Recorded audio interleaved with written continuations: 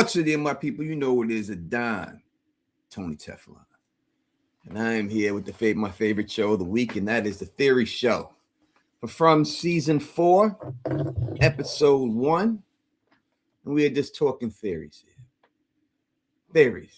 That's all it is. No more and no less. And less. Less.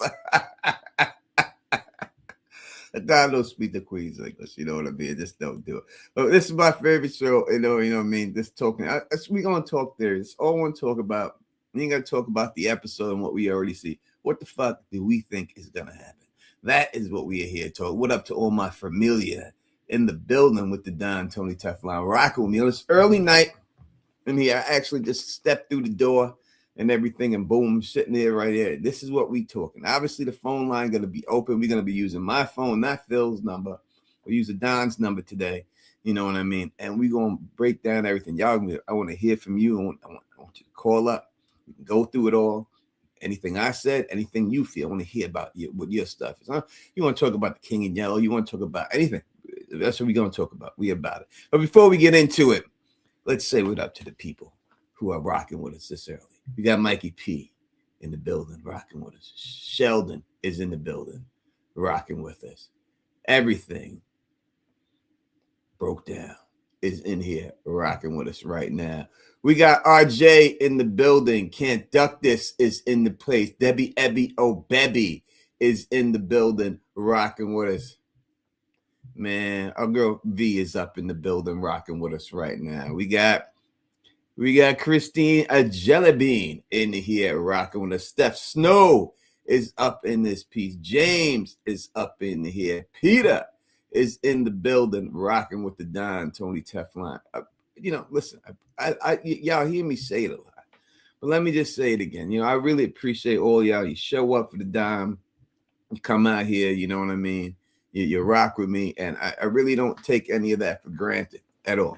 You know what I mean? What's the word? What's the word, my cousin? What's going on? What's going on?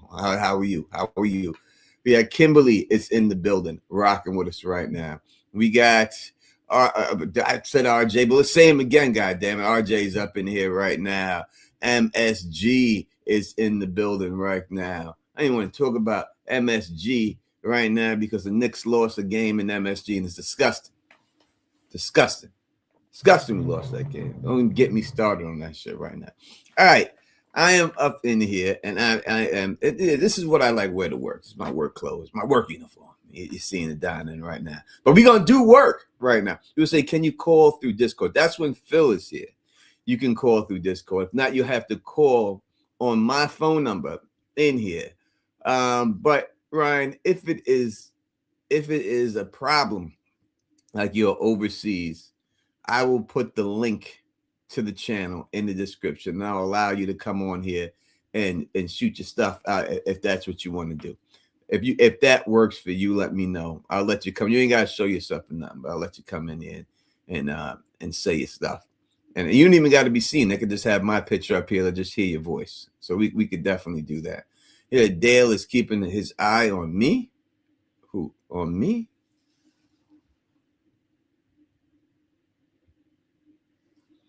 Dale's rock hard right now.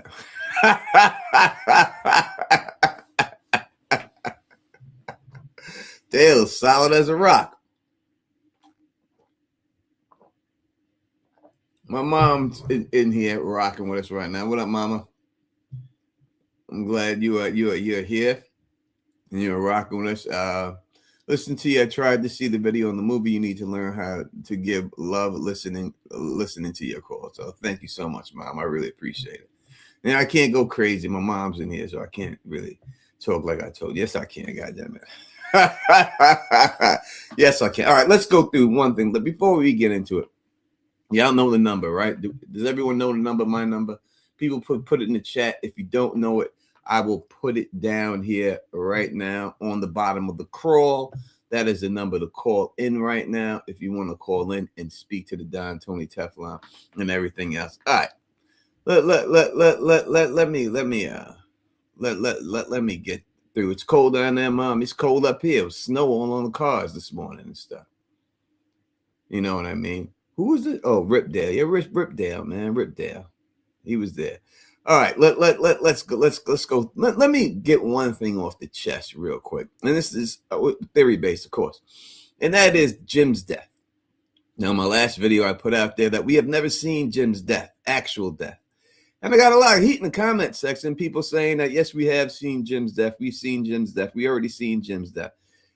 We've seen Jim die, but we didn't see Jim die the first time. So let me explain. Maybe I didn't explain it well enough in my video. So let me explain to you how it happens, right?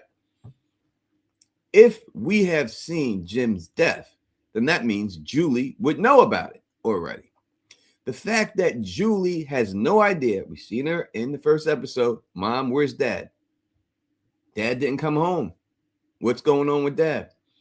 If she's seen it, then she would know that. She didn't see it. So the time we see a story walk back to it, Jim is already dead. In fact, if you look at the trailer and watch my trailer breakdown, you see that her motivation to story walk is to go back to save Jim. All right. So Jim is already dead by the time Julie goes over there. That is the whole thing of when Ethan and them say, and the man in yellow says, you can't change a story that's already been written.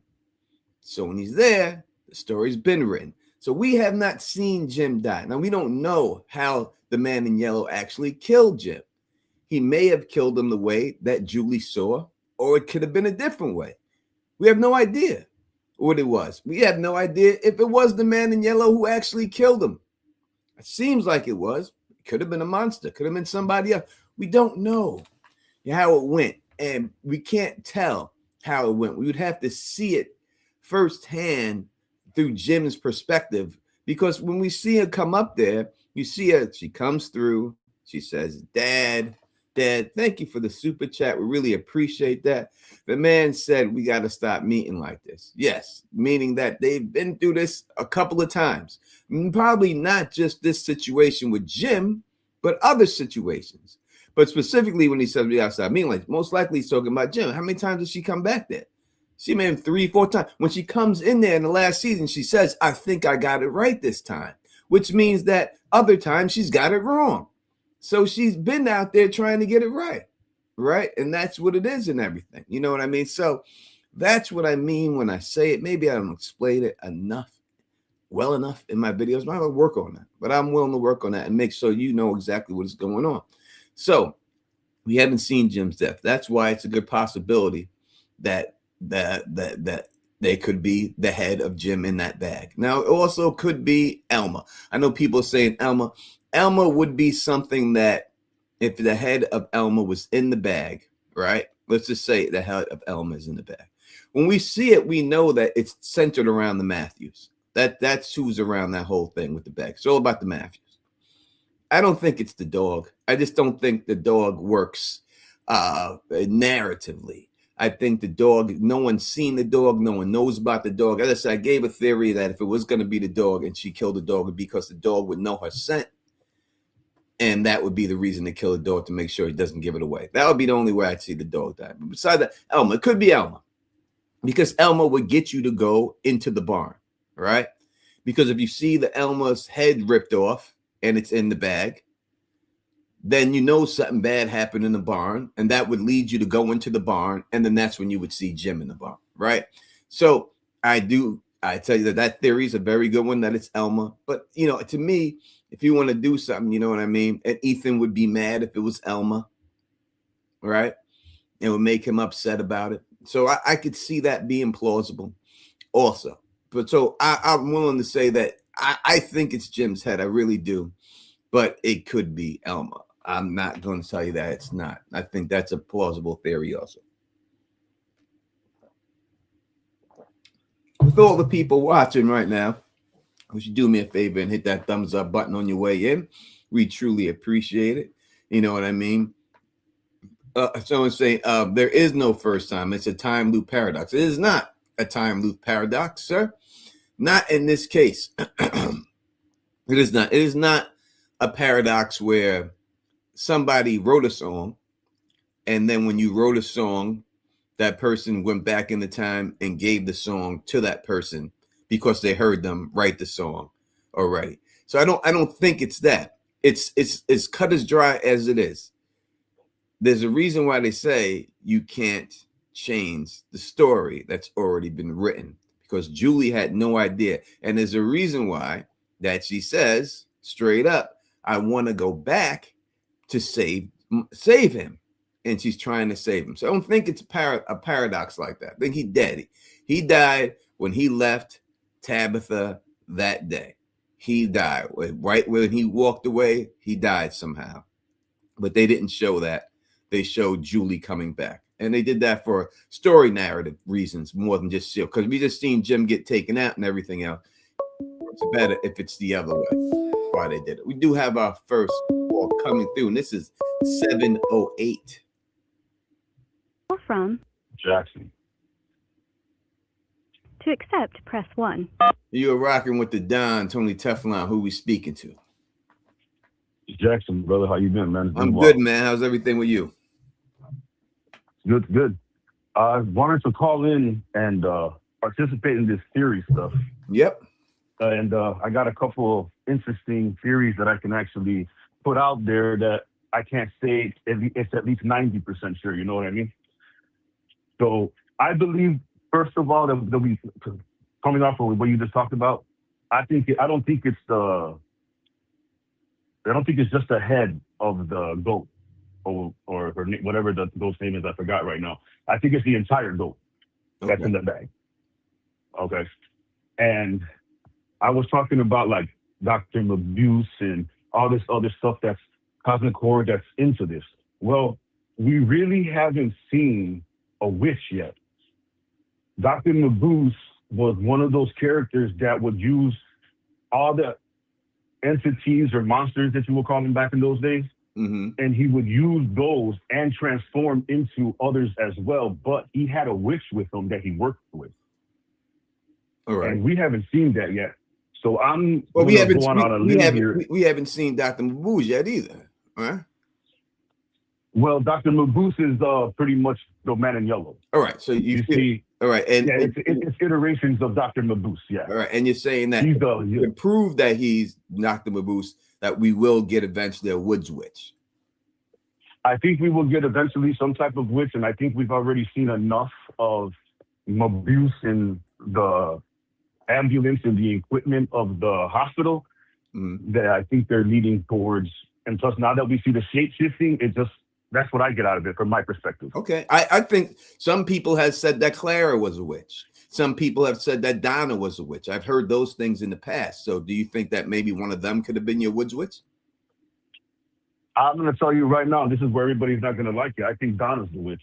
Okay. So you think Donna is a witch. So we have seen the witch. It's just in the form of Donna right now. It's just in the form of Donna. And yeah, I'm pretty sure that's what it is. And I'm pretty sure that if it goes to a correlation of Dr. Mabuse, that them two are going to be related somehow or tied together. The man in yellow and Donna. Okay. I hear you on that. We'll see if that happens. We'll see. I think it's a strong theory. I think the man in yellow was sent in there to kill Donna, because I think Donna's the mole and she didn't do her job. So they're going to whack Donna. And that's why he's sent in there to take Donna out. He's going in there to specifically infiltrate Donna to get Donna out of there because she didn't do her job. I agree with you about her being the mole that people speak of, but in the sense of that they're working together so she can help them see kind of like the town fear kind of thing. Mm-hmm. Yeah, I mean, she's the mole. She's working with somebody. Same thing, I guess.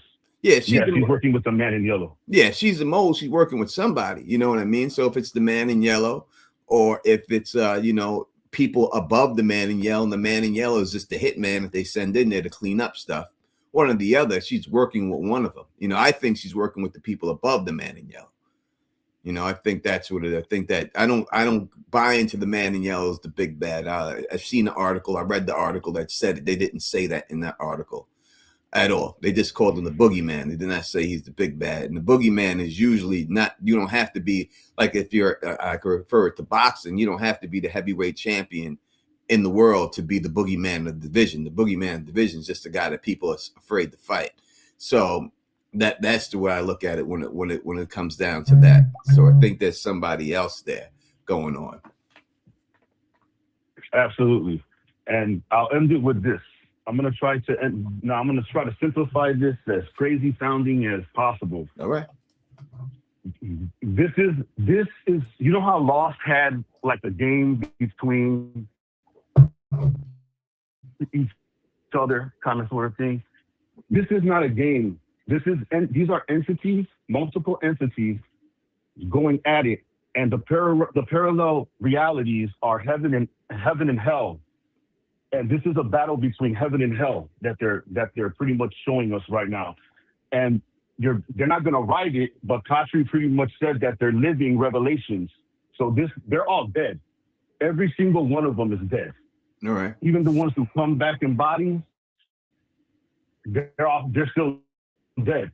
But right. there are entities that are good, and so we're not gonna. So the writers said that they're not in purgatory. They're not dead. Yeah, they come out and said that. I think they're lying. Okay. I think they're lying. Right. 100%. I said this 4 years ago. I don't know if you remember with the reincarnation. I will not tell you that writers and the don't writers lie. did say that. I will not tell you that writers and people don't lie. We've seen it all the time. So I'm not going to be the one to tell you that. Then if that's what you want to believe, then I feel you on that, because people do be lying. And the story about them going back 1,000, all these centuries, they're trying to go to heaven, bro.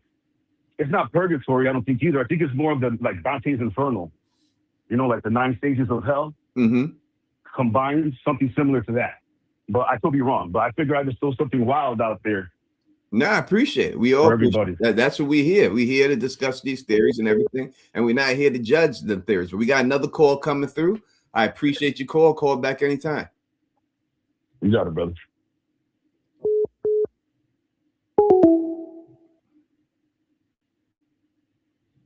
Call from Jay Hall.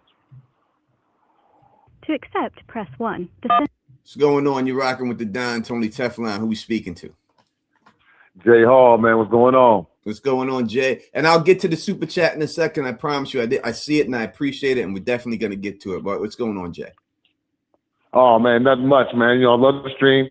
Love the effort you're putting in with the show, with the videos, man. But you know what I need? What's that? I need you to admit that you was wrong about that aliens theory. Why would I? That's the only thing I need. Why would I be wrong about that? What I do? What I do? Oh, you still going? Hey, I didn't know you. I didn't know you're still going with him. I didn't missed a couple streams. You know what I'm saying? I've been busy, but I'm all with you on your theories. But I think it's not aliens, man. You got to prove me on that one again. I will. I go to work, hey, I was ready. Hey, I thought you were ready to admit it, but I guess now you still got some proof. I ain't mad at you, and I'm going to listen all day with it. All day I got proof with it. I'll drop a video. I'll drop a video like tomorrow, or the next day, that has more proof pointing towards that direction. Again, you gotta look. You gotta understand. I think people again gotta look what the word alien means. That just means any person who's not born on the planet Earth, right? Even in this episode, right, when the man in yellow killed Jim, what words came out of his mouth? He said, "People are such fragile things," right? Yeah, but that could be like gods or deities, not aliens necessarily. If he's a deity and he's not from this planet, then he's an alien, bro. Oh, man, I think you're reaching with that one, but I'll give you that. I'm gonna give you that. The definition of alien is anything that doesn't come from this planet. That's all. That's what it is.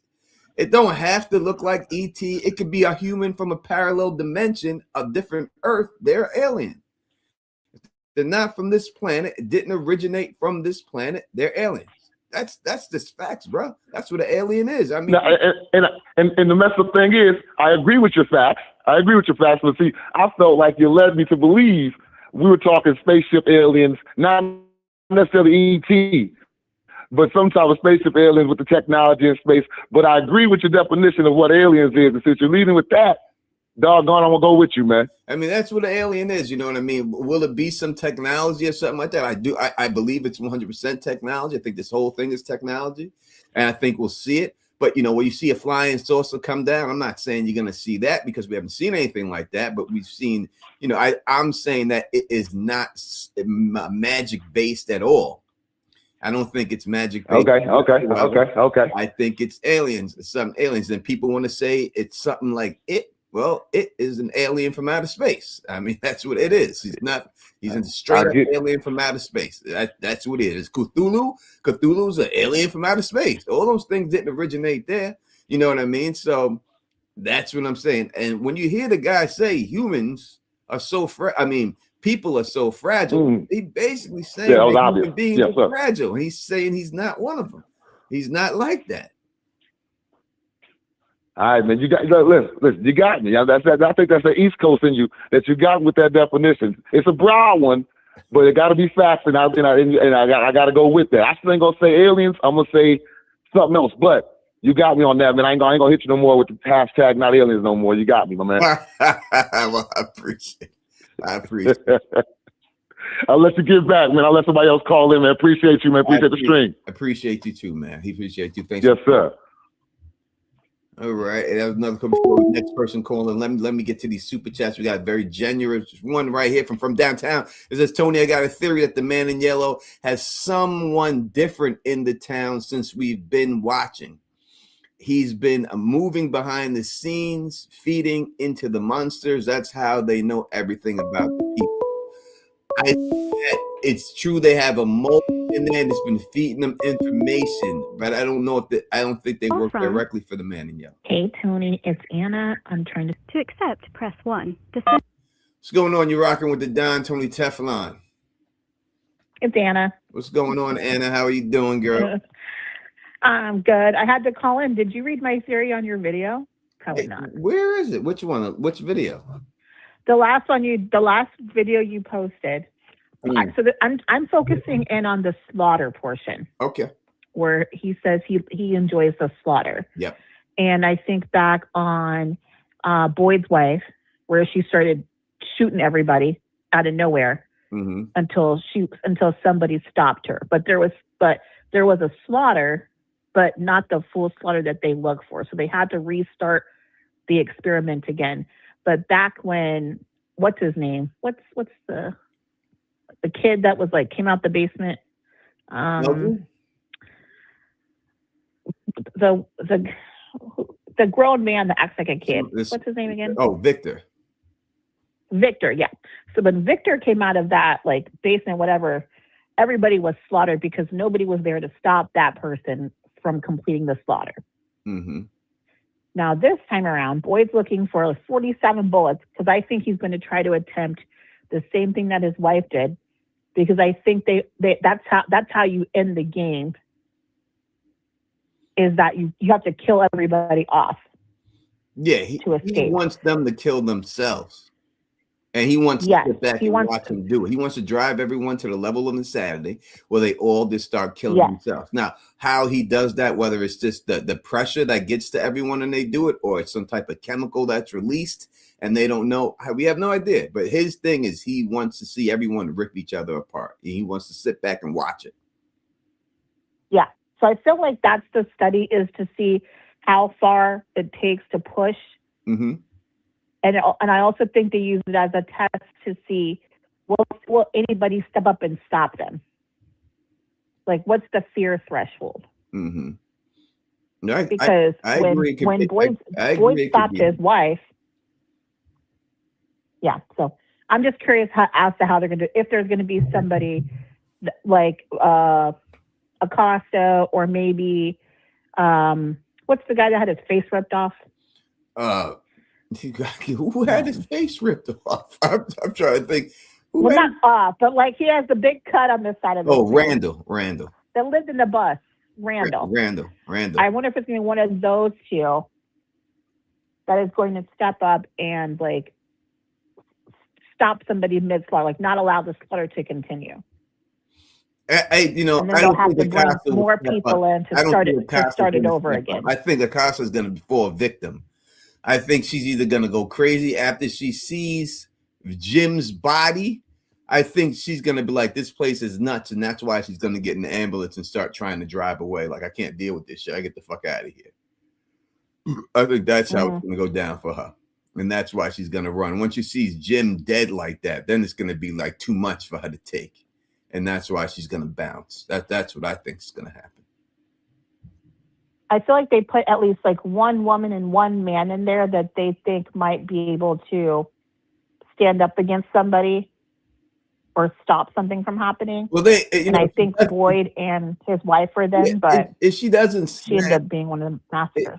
If she doesn't snap, then you would think that Acosta would take over the town with Kenny, because they find out about everything that Boyd did and people don't trust him anymore, or they find out what Fatima did and Fatima gets exiled out of there and Boyd has to go with her, and you know what I mean, and they leave and then they take over the town and stuff. It would be something like that.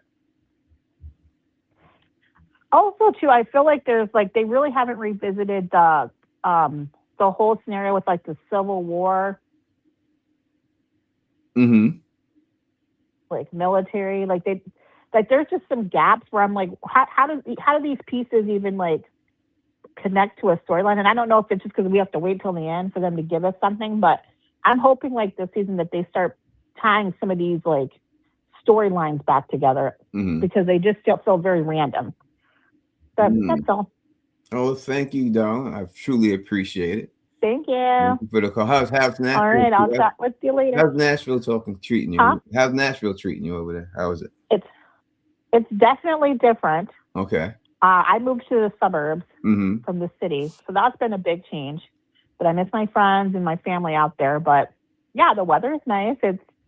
People are so friendly in the South. I mean, they hold doors open. Is it good for Black people? That's what I really want to know, because I've actually talked to my brother about moving to Nashville and stuff, and his concern was the racism and stuff, and he's worried about it. So I'm asking you, for someone who's been there a little bit, how is it right now for you? I have not experienced that since I've been here, and I even live in like a little bit more of a rural area. But I'm not going to say that it's not here. Of course. But I feel like at this point it's kind of everywhere. So it hasn't been like anything blatant, and I'm not like in a sundown town or anything crazy like that. I just think like you know where you should be and where you shouldn't be. All right. I feel you on that. Thank you for the information. Truly appreciate it. You're welcome. All right, love. I'll talk to you later. All right. Bye. All right. We got another call coming through, and this is a 931.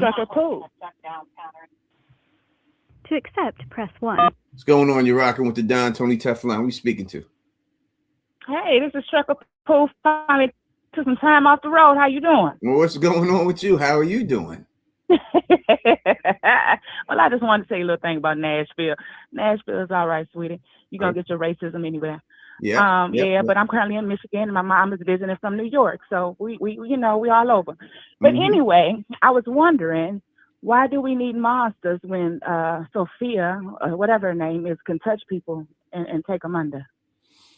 You know, it's got to be a game. I mean, it has to be that they like watching it. That whoever's running this thing likes watching it. If this person has ability to touch somebody and turn them to a comatose, I mean, she could just go around this touching everybody and stuff. You know what I mean?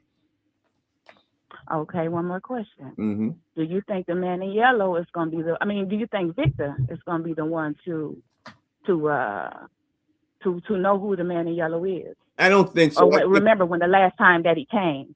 I think it has to be Julie when it's all said and done, because we know from the trail that we've seen them, they find the clothes. You know what I mean? So I think when they find the clothes, Julie will go back. She's already been back. She's seen him then, and she could say, "This is the guy who killed my father."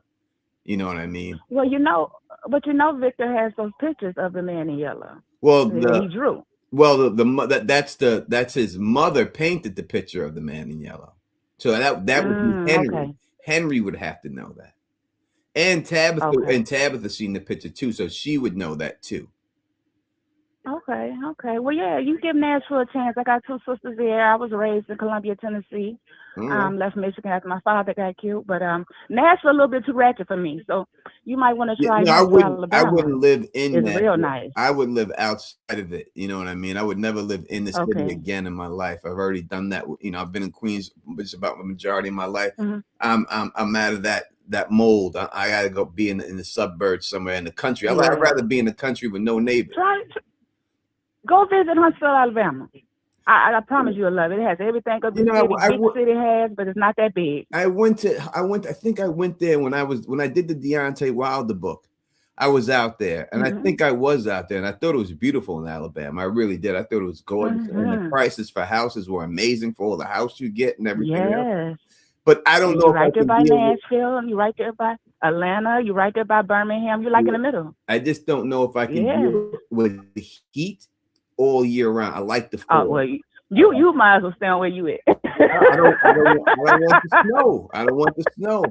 I don't want the snow, but I don't want the burning up hot like that either. So I'm thinking like North Carolina or Nashville or something like that. That's what me and my brother's talking about right now. Hot.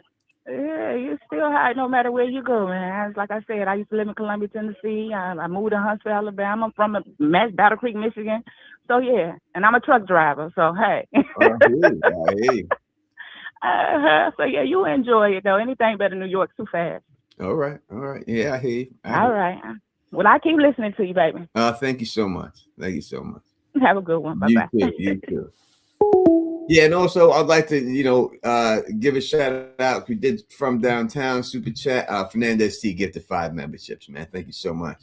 Anyone who got a membership from Fernandez, please give that man a shout out and tell him thank you for running that and stuff and all that. We have all 190 people.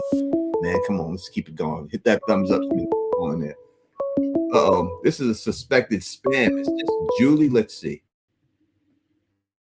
From Vernicia. To accept, press 1. To send What's going on? You're rocking with the Don Tony Teflon. You got the spam number calling up in here. Hey, Tony. I didn't know it said spam. I'm sorry. This is Vernicia. What's going on, Vernicia? Well, I got a few things, and I'll be fast, I promise. Go ahead. Take your time. The first one, you know how Sophia touched the priest's leg, and that's when he went into the seizure? Yep. And everybody's on Kenny about falling asleep. Mm-hmm. I wonder if, when she said, pray with me, she purposely held her hands out. Did she not do something to him to knock him out? I don't know if she did that. I just think he he fell asleep and just got caught sleeping on the job. I don't think she needed to. You know what I mean? I don't think she needed to do it. I think he just got caught sleeping and fell asleep on the job. People do it all the time. You do it all the time. Well, I thought about it. It was just kind of like, touch, making people do things. Yeah. I wonder. Yeah, because if she did if she was able to do that, they would have to show that. Like we would have to, like you couldn't just keep that a secret all of a sudden. You know what I mean? We need to see that she actually has the ability to do something like that. Got it. Okay, then this is a backtrack thought. Mm-hmm. And I need to know if you paid attention to this. Because I don't remember if you mentioned it or not. Mm-hmm. Remember when Boyd and Ellis were talking in the post office?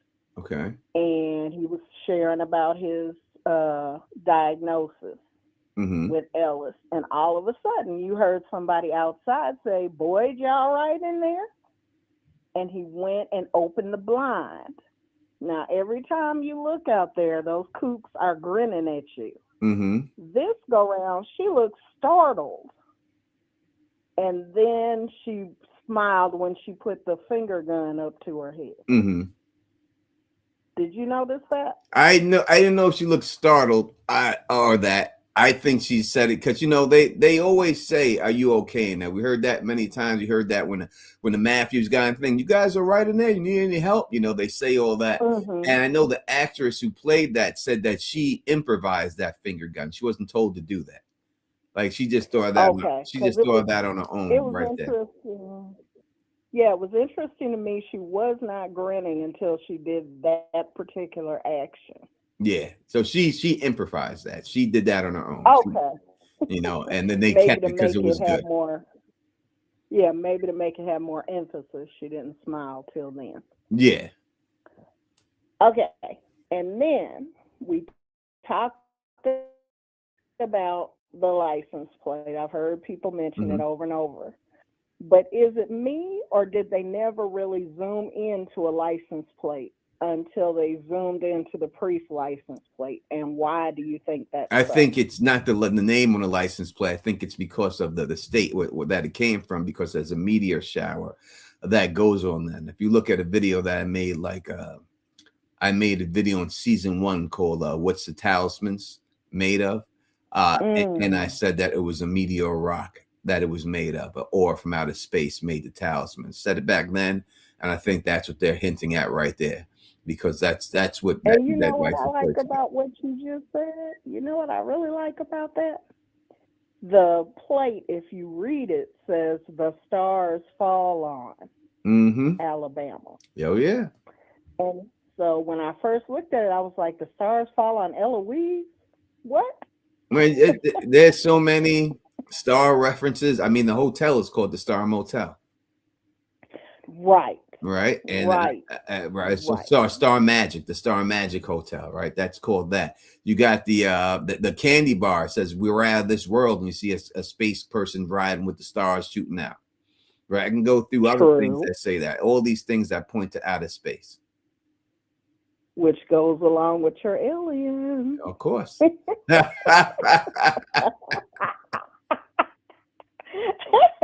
I'm with you. And then this is my last thing, and I know you're going to be like, you say this every time. Since we know 5 is it, are we going to get our TV fandom for the finale? I would love to. I mean, I would. You know what? I'll do it anytime if people just give me an indicator of what they want. Like if people just want to listen, we'll pick up a hotel. I will rent out a governor's suite where we could all chill at and hold some panels. We could do that in a couple of months. It's all good. We could just do it. Not a problem. But if people want a whole convention experience where you're in a convention, you're going to have a place, a merchandise area. You're going to have a couple of stages, and you want me to get some actors from the show and stuff like that. That's going to take some work. Yeah. I mean, so it's all about how deep you want to get it. People just want to hang out and talk some from and chill all night, and I'll get a couple of content creators to show up and host a couple of panels, and we can do that anytime. Well, that sounds amazing. Just tell us way ahead so we can plan it and get out there for people like me that are from far away. Well, I was thinking about doing it in Nashville. We're going to do it because that's the connections I got. And I have connections to, I got some Airbnbs that could help people out if you need to bunk up with somebody or something like that. I can get good deals on those for people. And so that's what I was thinking. Real was telling me he wants me to go to Atlanta and do it in Atlanta. So I'm still speaking to Real about it. He want me to run out to Atlanta and do it out there. I don't know anything about Atlanta, but he does. So if he's able to coordinate all that, then that takes a load off my back. Other people said they want to do it in Vegas. I'll do it in Atlantic City. You know what I mean? Wherever. It's so good to me. I'll go. Wherever it's at, I'm willing to go as long as it's a good spot that a lot of people can get there. Yeah, that would be so cool. Well, I want you to know how much I appreciate you. I think you are amazing. How you treat us. You are just the best. Thank you so much. Thank you so much. All right. Thanks for indulging me. No, or anytime. Call back anytime. All right. Have a good one. You too. Bye. Hold on. I got an alert on my phone for something. I got to see what this alert is. Why am I getting alerted? I ain't supposed to be getting alerted. What am I getting alerted for?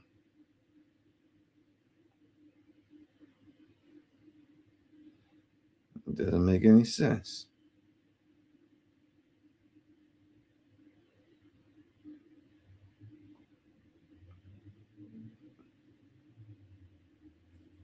And all that. All right. And everything else. Okay. That alert is not there. No need for it. All right. Let's keep it going.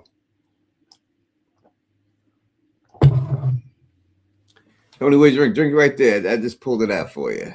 Doug Mug is always in hand and everything else. Always in hand. Donna won't die. She still has things to do. I hear you, Laura. But what would that be? Oh, Lara, I'm sorry. What would that be that she has to do? Because she ain't done nothing yet. And I would like to see her do something. You know what I mean? I would like to see something go on with her. What's up, everybody? I can't wait for Saturday night. I could wait for Saturday night because Saturday night come too quick. Then you get the show, then I go right back to work. I will enjoy the week. It's 917, New York, New York. Call from Chaz. When you're rocking with the Don Tony Teflon.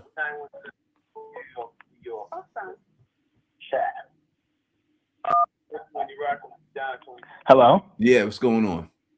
So I have this theory, and no one really talks about it.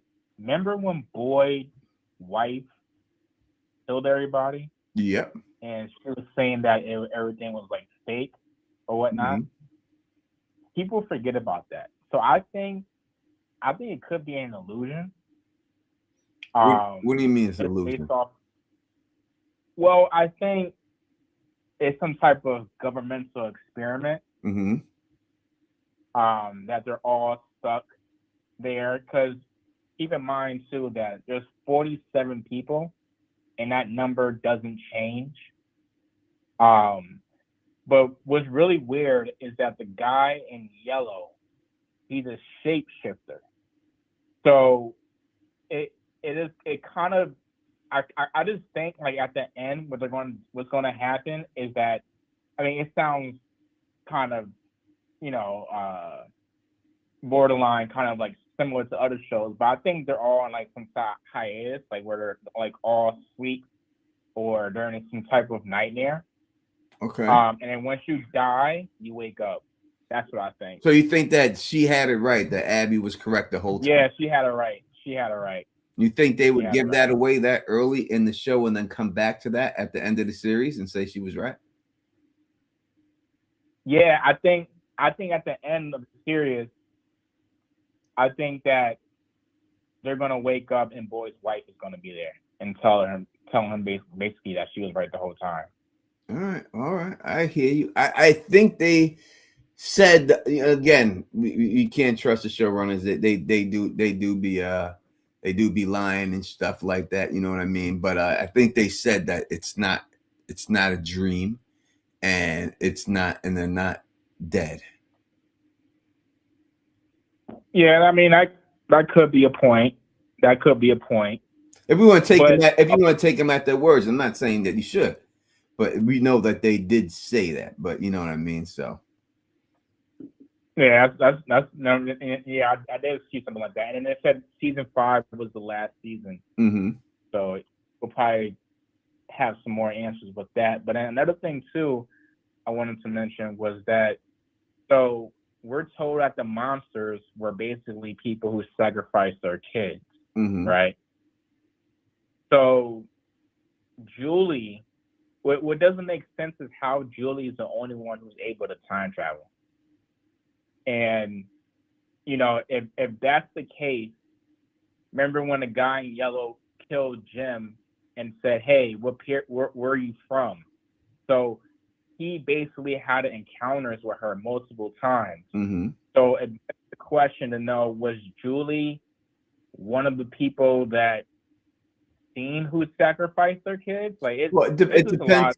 It depends how far back she went. If she goes far enough back to see the deal when it was done, then you would say that she's going to see it and they're going to show it to us. But it depends how far back she get and how she can control her powers. That's good. Yeah, you're right. Well, I think the biggest thing is once people realize, or if they ever know that the dude in yellow can shapeshift, all trust will be out the window. That's what's going to cause all the chaos. They're going to kill each other. Or Sophia gets in everybody's ear and bugs everything around. Like she spreads the rumor about Tabitha having the monster. She spreads the rumor, or gets someone to spread the rumor about Elgin's hand being beat up. She goes to Elgin and like, you got to say something about this. You need to say something about this. It could be either things like that and gets them all distrusting each other and all that, and gets them all separated by that. If she could just be, a chatty patty and go up in there and spread all the rumors, then and these rumors happen to be true, you can get them mad enough at each other. But I don't think that's mad enough to kill each other. He wants to see them tear each other apart. So something else has to happen to make them just lose their mind where they feel like they got to kill each other. You know, another thing too was, remember Tilly? I think Tilly was the man in yellow. Why? I'm sorry? Why? Why do you think that? Just everything, like the Black Crows, and then how she knew that Tabitha was pregnant. And then also, if you look back, when she died, she told her to run. So I think that she was definitely the guy in yellow. I think she was definitely the guy in yellow. But we got to see if Tilly's body isn't found and there's no burial service for her, then we could get down with that whole situation, right? But if her body is found, then, because from what we've seen, he's taking forms of people. He's not killing people and taking their form. He's getting clothes on and looking like these people. So if a body is found of Tilly, then I think that's out the window. But every other point you make is justified, especially the crows, because we see in this trailer that all the crows are in town for some strange reason when Sophia's in town, right? So the crows are there too around her. So if the crows come around, one crow did come through the window with Tilly was in there. So I mean that would be the only thing if we going with Tilly, you know. But I don't know. I don't know if it would be a little bit. And listen, Tilly, she was also doing the cards and shit, right? All the tarot cards and everything else. Right. So you know, I can see it. I can see it. She knew. I can see it. It's possible. We'll see. I don't know if it takes away from what they just did if they say it was her.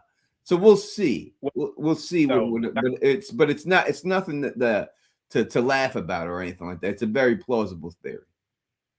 Well, that's the thing, though. The guy in yellow, he said that they've been through this many times. Mm-hmm.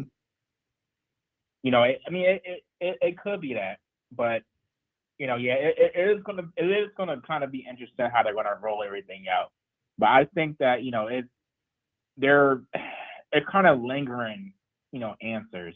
You know, we got some answers with season 3, and then okay, yeah, we understand the sacrifice, but it doesn't explain the fact how Smiley was reborn. That doesn't make any sense to me. And then as far as, remember how Boyd killed Smiley with his blood? Mm-hmm. So I mean, what happened with that? If Boyd was able to kill the monsters with his blood, why doesn't he like try to figure out a way to kill them all? If that makes any sense. It's going to come back. That's what he's thinking. That's what's driving him crazy right now, right? Because he's already figured out a way to kill him. He thought it was a win, but it came back. So if he kills them all, he's going to say, well, it's all going to come back. Every chicken there is going to wind up pregnant out of nowhere. You know what I mean? So that's what's triggering. That's why he's triggered right now, because he doesn't see a win, doesn't see a way to beat them. But there is a way to beat them. I see the way. It's either going to happen one or two ways. I guarantee it. It's going to happen one or two ways. You know, there's no other way it goes down. It's one or two ways that it happens, and how to beat this whole situation. And I can't see it going down any way but one of these two ways. And then we also have to keep in mind too. Remember Martin, who was chained up in the dungeon? Mm-hmm. We don't know his storyline. Why was he chained up? Yeah, I think he's the man in yellow. I think that was all a con. I think it was all a con to get those Acadians back to town to do the damage, and I think he set Boyd up the whole time. That's a good point. Mm-hmm. Yeah, they can go any way with this show. It's excellent. Yeah, there's a lot of theories and stuff, but the next episode we see a glimpse of them. I guess Jim is found dead, or his body is found in the bag. Yeah, I mean, you can look at the description of the episode when they say the town makes a horrific discovery. It's obviously going to be Jim. Yeah. All right. Yeah, I just wanted to get my 2 cents in. I appreciate the call, 100%. Yeah. Oh, someone said there are 12 monsters. We can't confirm that though. No, because there's been that black chick monster, there's been the Jasmine monster, there's monsters that they showed a little bit and never brought back, so we can't confirm that. Yeah, I can't confirm that. Okay. All right, well, I appreciate you answering my call. All right, man. Thank you. Call back anytime. Yep. All right. I'll go on. All right. Don Tony Teflon has already. I was going to do a video about this a little bit ago. Before this whole, I like to tear them all apart. I had a video I was going to do and I never put out. I swear to you, before he even said that, I had a video about a situation. I'll get the video done and I'll put it out there for you. This is a 352. Call from Heroes Gaming. to accept, press 1. What's going on? You're rocking with the Don Tony Teflon. Who are we speaking to? Heroes Gaming. What's cracking like a jack smacking? What's going on, man? Pierre Rose right. Gaming? So, yes. Heroes Gaming. Oh, Heroes Gaming. Heroes Gaming. Yeah, Heroes Gaming. So I just wanted to make a quick call real quick and just like just correct everybody, because a lot of people are kind of saying the same thing about the man in yellow. When he's talking to Julie in the woods, he's saying, "When are you from?" Not "Where are you from?" Says when. Meaning that, meaning that, you know, he probably seen her maybe 30 years ago in a different timeline, or maybe seen her last week trying to save her father, like just different timelines and wherever that he's seen her. And another thing, I asked this question like during the off season, like whenever we were waiting for the season to come out, about like how can two Julies be in the same place at the same time? Well, they kind of answered that because when she was in the woods with him, she kind of just disappeared when he turned back around. Yeah. So when the Matthews were in the house and, you know, all the pops was flying down, we know that was Julie.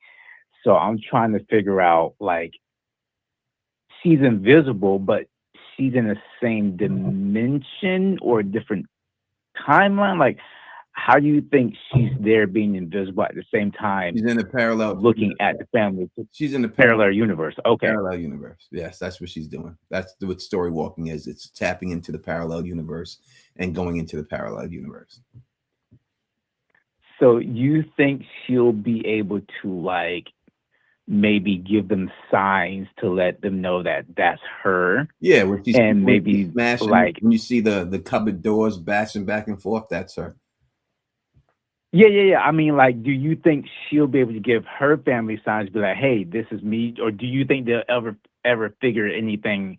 Like, you think they'll ever figure it out easily by like her doing certain things? They easily can. It's not hard for them to do. You know what I mean? And again, they've already given away how the thing's going to end in that first episode. And like I said, it could only end one or two ways, and it's got to be one or two ways. But they gave it away, and yeah, she could easily do that. Easily. Okay, I'm gonna go back and watch, because I watched the first episode a couple of times with other people when I like introduced them to the show, and I picked out a few different things here and there. And then I know the showrunner said, you know, the answer is in the first episode. I just got to go back and watch it again, because the only thing I can really pick out is the boy on the porch asking Julie, does he know her? So we're thinking that could be the man in yellow. We're thinking that could be someone she met in a parallel, you know, and somewhere else. Probably the man in yellow. Probably him. Yeah, probably so. But like, if that's him, wouldn't because the man in yellow, he turned into Sophia, and he did a lot of the, you know, he pretty much made like a dramatic entrance with what he did. Do you think they just wanted to make it a subtle entrance for him in episode 1, something like that? What do you mean by sudden? I don't know. What are you saying? Like a subtle entrance. Like, hey, this is a subtle hint that this is the man in yellow. But like in this episode here, episode 1, it was more like they dropped the breadcrumb with that, right? And then you get the thing that they backed it up to try to make you forget about it by saying, well, how do these monsters know? They know a whole lot about all of us, right? So they explained it away with that to make you not think about it again. But now they bring it back, and now you can go back and say, "Oh shit, this was what it was the whole time." So that's the way they Mm-hmm. So, do you think in season 2 or 3 there were any instances where like someone in town could have been him that we missed? I mean, if people are saying tell it, right? That's the last call. I don't care. No, That's what they said. I'm just saying. People saying. I know. I'm tired of people talking about her. I think it. I think is. With her, they didn't really make like a subtle hint that it was her. She was just like, she had the cars, and she was always in people's business. I guess you can say that. Like with Sophia, she's asking the questions about the talisman and all that stuff. But she died way. The way she died. It's like, oh, stab, and that was it. Yeah. Yeah. So I don't think I don't think it was her. If we're gonna like assume that he was in season 2 or season 3. Okay. Then who else would it be? Do you have any? Do you have any ideas, or have you thought about him being season 2 or 3? I don't think it's today. I would say if it's going to be anyone, it's going to be that boy that was there, and then it's going to be the colonial women that we see that's got casted. That Julie's going to go back to the colonial times, and he'll be the colonial woman in that timeline. So I think it'll be a situation like that. But as for other people in the show, I heard people say he was Father Kotchery. I've seen this coming up. Now he's everybody. And this is the problem when you start getting things like this. Everyone starts thinking it's everybody. And it's like it's too much. It's not everybody. It's not the way it goes down. You know what I mean? Yeah, well, that's all I wanted to say. It's not where she was from, it's when she was from. So I just wanted to make sure everybody knows. And you're 100% correct on that. You're right on that. All right, y'all have a good night. I'll be watching. All right, man. Appreciate you. Sorry, I'm looking down on here. I got people. I'm thinking about ordering DoorDash because I'm hungry. I'm hungry, but I hate that. I just don't think it's worth it. Like when I see the prices, I get upset. You know what I mean? But I could go out and grab this when the stream is over myself. I don't need to pay nobody that much money, man. If I'm hungry like that, I'll do it. I ain't dropping $15 for delivery. You out of your goddamn mind? Goddamn. That's what's up. My man Real said he's listening right now. What a shout out to my man Real. Real in the building and stuff. He's listening while he's driving and stuff like that and all that. Hit that thumbs up for your boy. We have over 231 people up in the building rocking. Now I have said it twice already, right? Like how this thing ends and all that. And I've seen people in here with the 47, and you're watching my video, a lot of you, and you're right to watch my video, and you're right to agree with it, because my 47 thing, when I told you that it has something to do with Star Trek, that I told you that it has something to do with J.J. Abrams and the inside joke. That's true. That's what it is. And it has something to do with parallel dimensions. And that's the way that is what it is. Exactly what I told you in that video is what it's going to be. And I'm going to tell you right now how this thing ends. You know what I mean? And this is the way it goes down. There's only one or two ways it happens. But they specifically keep saying to Julie that, oh, you can't change a story that's already been written. So therefore, you have to go to the story before it's been written. It's really that simple. So whether that's you go back in the time before it happened, before it happened, and you fix it then, or you go forward in time before something happened, right? You go forward in time. And that it's got to be one. You can't keep going to the same things that already happened. You have to go forward in time where it didn't happen yet, or you have to go backwards in time where it didn't happen. That's what it is. And as for her giving hints, she can easily give hints and stuff. Like she can go forward in time and see, I'm going to go forward in time. And I see right from here, Boyd is going to get ambushed and killed by these monsters. Now she goes back into her timeline. Story ain't written yet. And she can say, yo, Boyd, don't go down here, because when you go down here, they're going to be waiting for you and you're going to get ambushed. But they could set something up right there. You know what I mean? So now they know the knowledge. They have the knowledge of what's going to happen. They could set something up to turn the tables in their favor. So it's either one of those things. That's got to happen in order for this whole thing to end, and that's the only way it goes down. You know what I mean? So that's it. You know what I mean? I can't see it going any other way. But in the end, as I said before, and I've said it many a times, we're dealing with parallel universes, and not everything happens the exact same way in the parallel universe. Then some things are different, hairstyles are different, things are different. You know what I mean? That's just the way it goes. Phil is he's doing, I think, a Soprano stream right now. So he's got that going on. So when the Soprano stream is over, he'll probably pop up over here. But he's doing the Soprano stream himself right now. Damn, God damn it. What is this? I don't want to do it. But I'm lazy and I don't want to go outside at all. I'm lazy. I just don't want to leave the house. I really don't. Oh my God, what should I order, folks? What's best to you? I think Taco Bell sits well. That's why I think Taco Bell would be the best thing to order right now. All right, that's what I'm thinking. What are y'all thinking? Should I do this or not? Yeah, again, call in with your theories. I'm here to talk to you about your theories. And if it's something that you can't call, let me know. I'll put the link in the description and let you come on and just spit your game that way. It's not, and that can make it so that you never get seen or anything. Just hear your voice, so it'll be the same way as if you're doing it that way. You know what I mean? So definitely Mexican pizza you're talking about. God damn you with that Mexican pizza.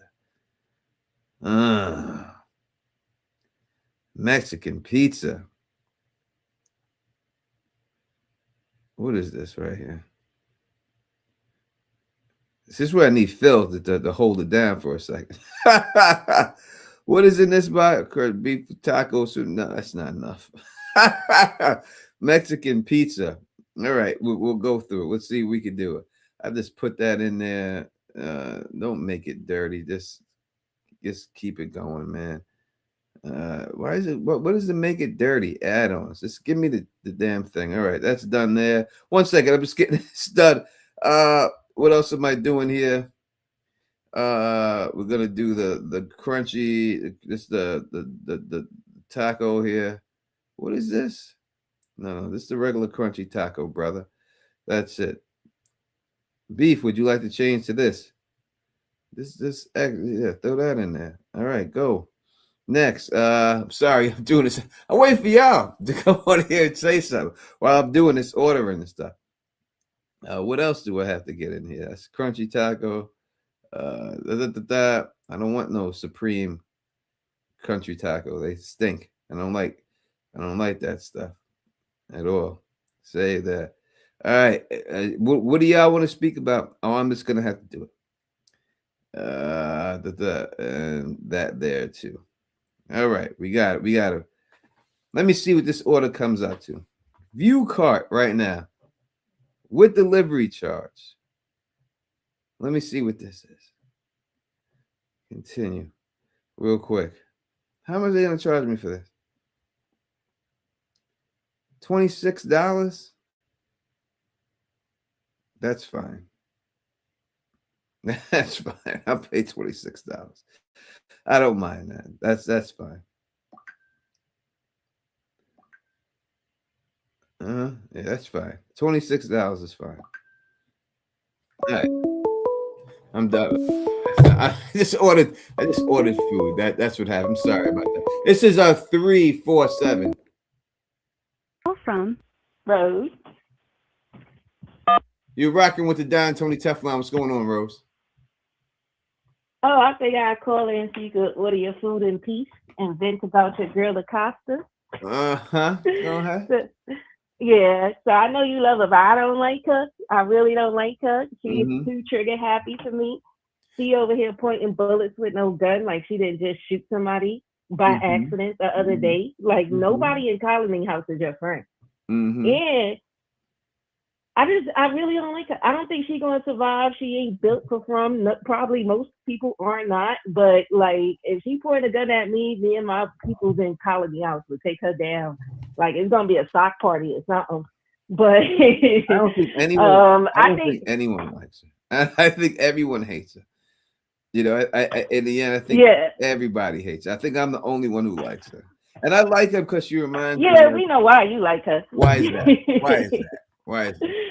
Because of her ample backside. That's why. Yeah, you're right. You know, if she was a butterface, she would be on your kill list. Like, let's be real here. Well, I have a thing for girls who have noses shaped like that too. I think they look cute, those little noses. Other people don't, but I do for some reason. So what I think, and she reminds me of one of my first loves of my life and stuff. She looks so much similar to her from back in the day. No, okay. So it gives me good memories of when I was a 15-year-old boy, just seeing the world. A young whippersnapper. Yeah. Do you think she's gonna stumble upon those bullets that boy dug up? I think that I think she may take the town over. You know what I mean? And if she gets the town and she takes the town over and stuff, she's gonna have access to all that. She might get them by pillow If it comes out right now, let's break this. Let's think about it. Sophia's close to Kenny, right? Kenny witnessed Boyd say basically he's willing to off the whole town, that they need to make that decision. If she can get that information out of Kenny somehow and spread that around, that Boyd wants to kill, wants everyone to off themselves in the town, he out of here. Yeah, but I think Acosta might get it from Kenny directly. What did you say? I'm just messing with you, Tony. And Kenny ain't never gonna get none. We know that. Yeah, Kenny ain't getting no ass. Kenny gonna die virgin. Kenny ain't getting no ass. Kenny gonna die virgin. There's any time for anyone to get anything at this point. I think it's gonna be too hectic for that. You know what I mean? Unless they want to do some like Game of Thrones, Arya Stark thing. I may die tomorrow, so I don't want to die a virgin. Give it to me, Gendry. You know what I mean? That's the only way I think it could be something like that. They say, "Oh, Tony dropped the link." Yeah, I still didn't like that scene. I brought a fan. I was like, "Not my baby Arya." Yeah. Hey. Well, I'm not gonna take up too much time. The phone lines is hot today, and plus you gotta behave your mama in the chat. Yeah, I know my mom in the chat. Don't get too after dark on us now. The whole, your mama the whole thing is just my mama know me. Like my mama know me. My mama know me. She know what it is. She know what. All right. Well, we're gonna have to get your sister Cole in the chat to rein you in. That's different. That's different. Yeah, I can't go crazy with my sisters around. No, I can't do that.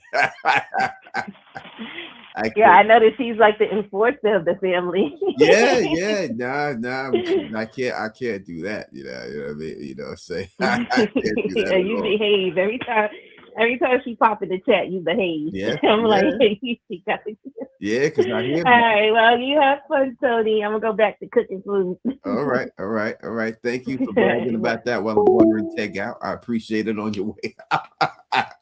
But that's all right. Why can't I get a woman cook for me? God damn it! Or let me cook for them. I'm a great cook. My dad used to do all the cooking. My mom would tell you back in the day. My dad would do all the cooking.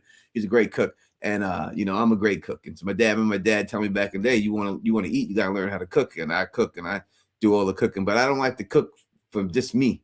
You know what I mean? I just don't like to do that. So Bindi says, will Victor recognize Sophia since the suitcase was in the cave? He buried everyone's things, seemed like he transformed into the girl by wearing the clothes. Does seem the clothes is what transformed. I don't know if she was around at the time when Victor was young in that time period, then it's a good chance that Victor might recognize that girl. And that could be something that blows his spot. It could be a situation like that. We got to see. I mean, but that was the best folding I ever seen. I mean, I couldn't fold the suitcase as good as that was. The glasses were right there to the side. Everything was all squeaky clean. It was so nice in there. But yes, it's a possibility. Thank you for the super chat. That if they did that, I would think he would be a little smarter than that. If that's how he gets bagged up, then that's going to be something crazy. Yes, it could be DNA in the clothing. You're correct. It could be the DNA. It could be many different things in here. in the end, I don't think it's supernatural powers that's allowing him to transform. You know what I mean? I think it's more. It's not that at all. I think it's more of organically built situation that made that whole thing possible. You know what I'm saying? So that's the way I looked at it. You know what I'm saying? When I see it and everything. OP Pad says Tony dropped the link for StreamYard. I got a new setup. All right, we'll let you come on here for it. We don't know if we can let you stay all night, but I'll let you come in and shoot your stuff. All right, we'll put that down there. There you go. I'm nice like that. You know what I mean? I'm nice like that. I put that in there. It's KP. I'm sorry, KP. Now I know you can't stay all night. God damn it. And all that. I won't have to pay you, KP. What is this right here? Now I guess I have to sign to play Jeopardy. But you're gonna have to, man. God damn it. You're gonna have to sign on to get this thing done. We have over 230 people in the building rocking with the Don Tony Teflon. This is the theory stream. And as you've seen, I want you to understand something, man. As you see, when I'm listening to all your theories. I'm not poo-pooing any of them. I'm not telling any of you that any of them is wrong. I will not. I will point out certain things, like if you say something that's already been debunked by something else, and I will say that, but I'm not going to say anything crazy. You know what I mean? Like this is what it is and all that. All right, let's put KP on here and see what he has to say. What's going on, KP? What? I'm good. How are you guys? We're good. How is everything? I'm chilling. I'm just doing some work. I'm just heading home now. So I saw the show started, and the portion that I saw at first was of you twisting the story to say, well,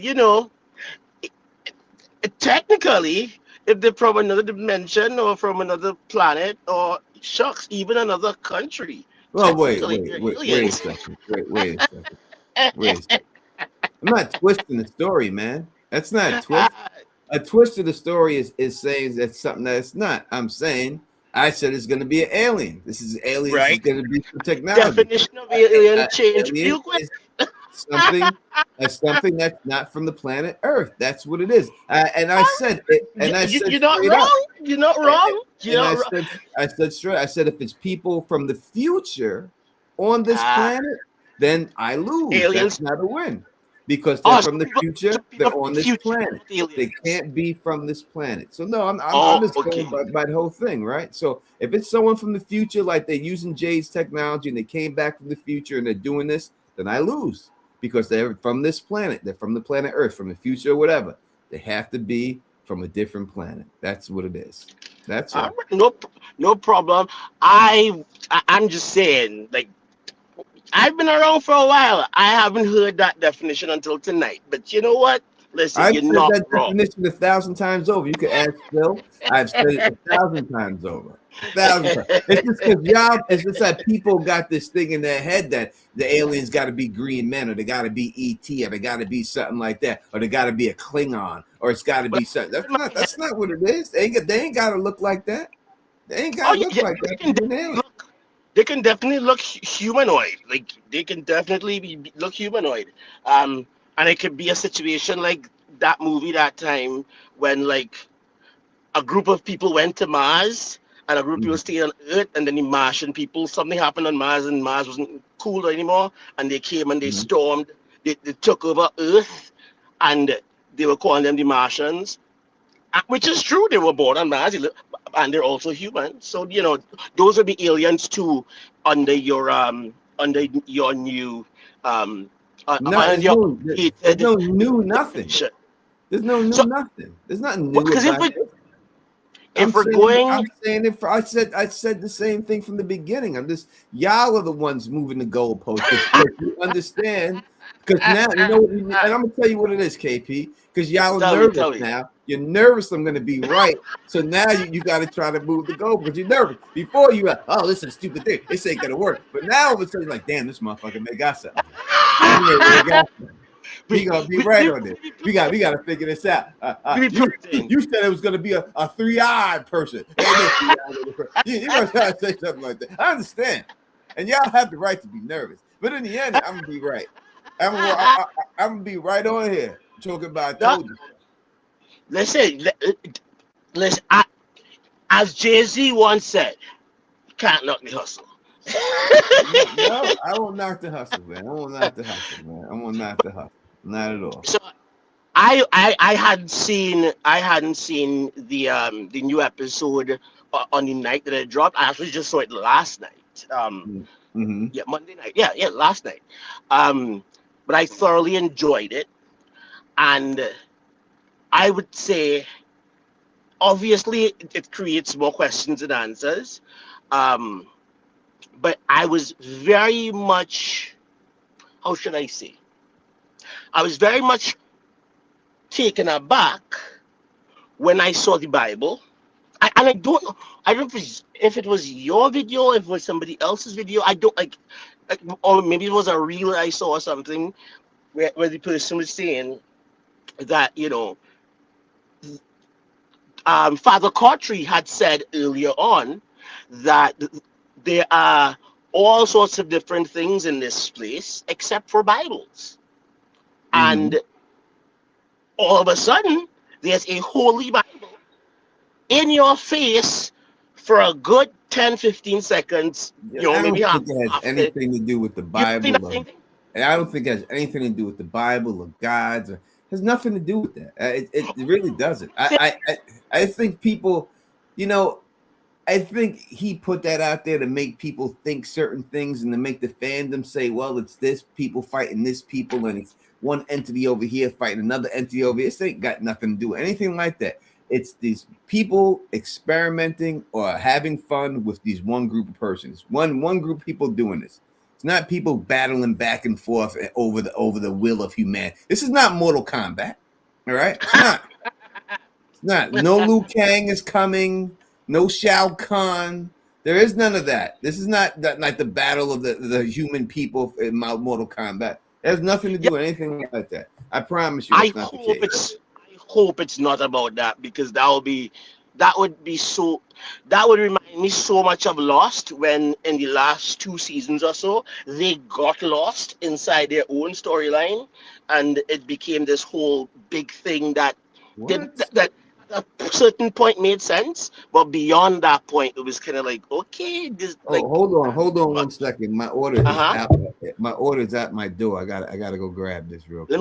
I'll entertain the people then. Entertain them. So do Phil's job. So I have no talents at all, but I was thinking that the man in yellow seems to me to be a kind of a demiurge. It seems to be like a kind of a spirit that is inhabiting different vessels to enact different ends on behalf of his master. Or perhaps he is the master, although I doubt it very much. And I wonder, does anybody else get the vibe? Does anybody else get the vibe that Victor is more than he seems? Does anybody get that vibe? That Victor is more important than he seems? I don't know. I think Victor may get off this year too. I think a lot of them are going to die this year. I really do. Wow. I think a lot of people. I think more people than I thought. Now that I'm thinking about it, I think more people than I thought are going to die. That is a hot take, because I was of the opinion that, my little theory. I have a theory that I have the Victor containment theory, where I think this entire world was built to contain Victor, because he has some sort of ability that if he is not kept inside of this world and kept occupied could probably destroy the world or do something bad that they don't want to happen. You know, that's my theory. I mean, I've been spitting that out for a very long time. Probably wrong, probably right, who knows. But if you were to devil's advocate and say, okay, let's say that theory is real, what kind of things may point to that being real? Can you think of any evidence whatsoever that could say, you know what, maybe Victor really is the main character? No, because they were going to kill him off the first season. You think they would kill him off the first season if he was the main character? That was their plan. The beginning plan, he was supposed to die in season 1, but they scrapped that plan. Oh, they said that? Okay, yeah. Okay. And is it just me, or do people seem not as freaked out as they should be? Well, except for probably Boyd, at the fact that the child that Fatima gave birth to was a monster that just grew inside her and then was birthed and then became a grown man in 17 seconds. It seemed as though a lot of people are not as freaked out about that as they should be. So that's. But I have one little thing, and I'll leave it. I'm driving head home, and maybe I'll call in later. Okay. But my one little thing is I'm wondering if Ethan is amongst the people that seem to be the most like detached from his environment and from like death and negativity, and he's a kid.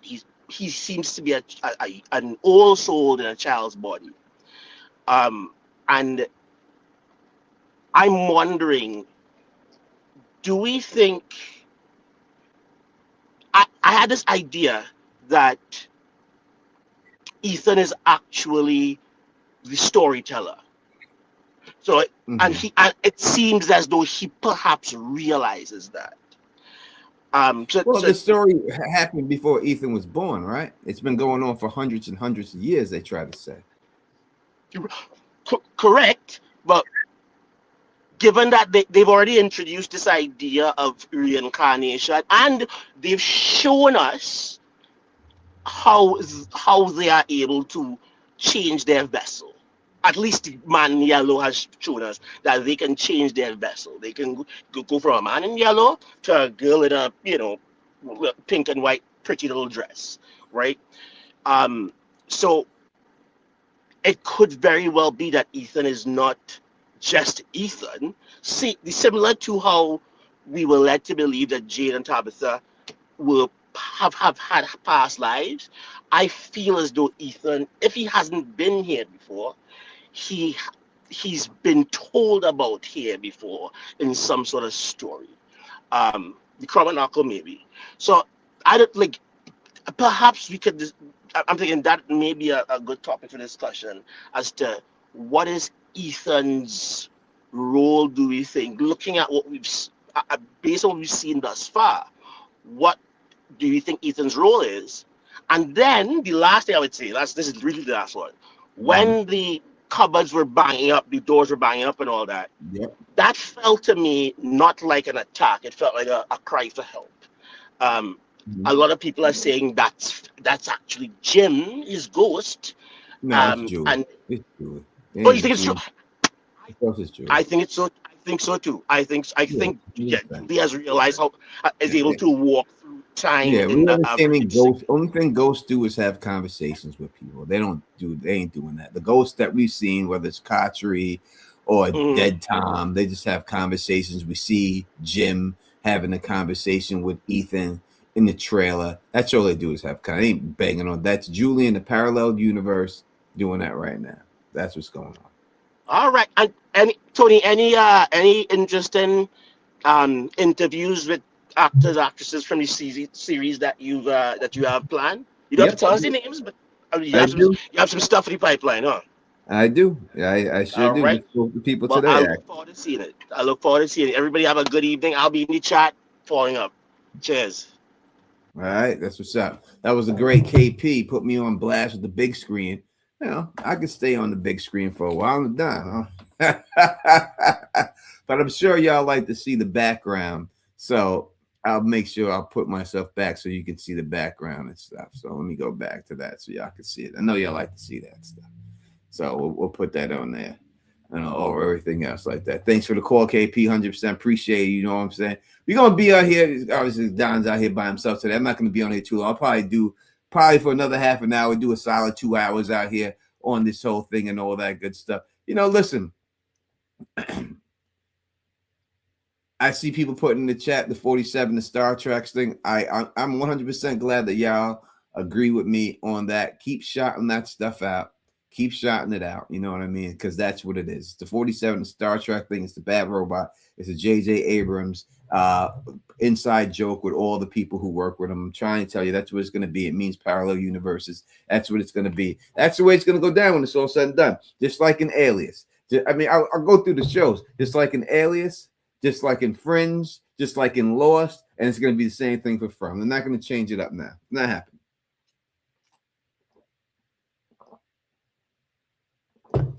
Guaranteed. That's just the way it's going to be. But as for Ethan and everything else, you know what I mean? As for Ethan and all that good stuff, you know, and you got to look at when they say, oh, the kids, they said that the people sacrifice their children for eternal life. I mean, they use the word sacrifice, you know what I mean?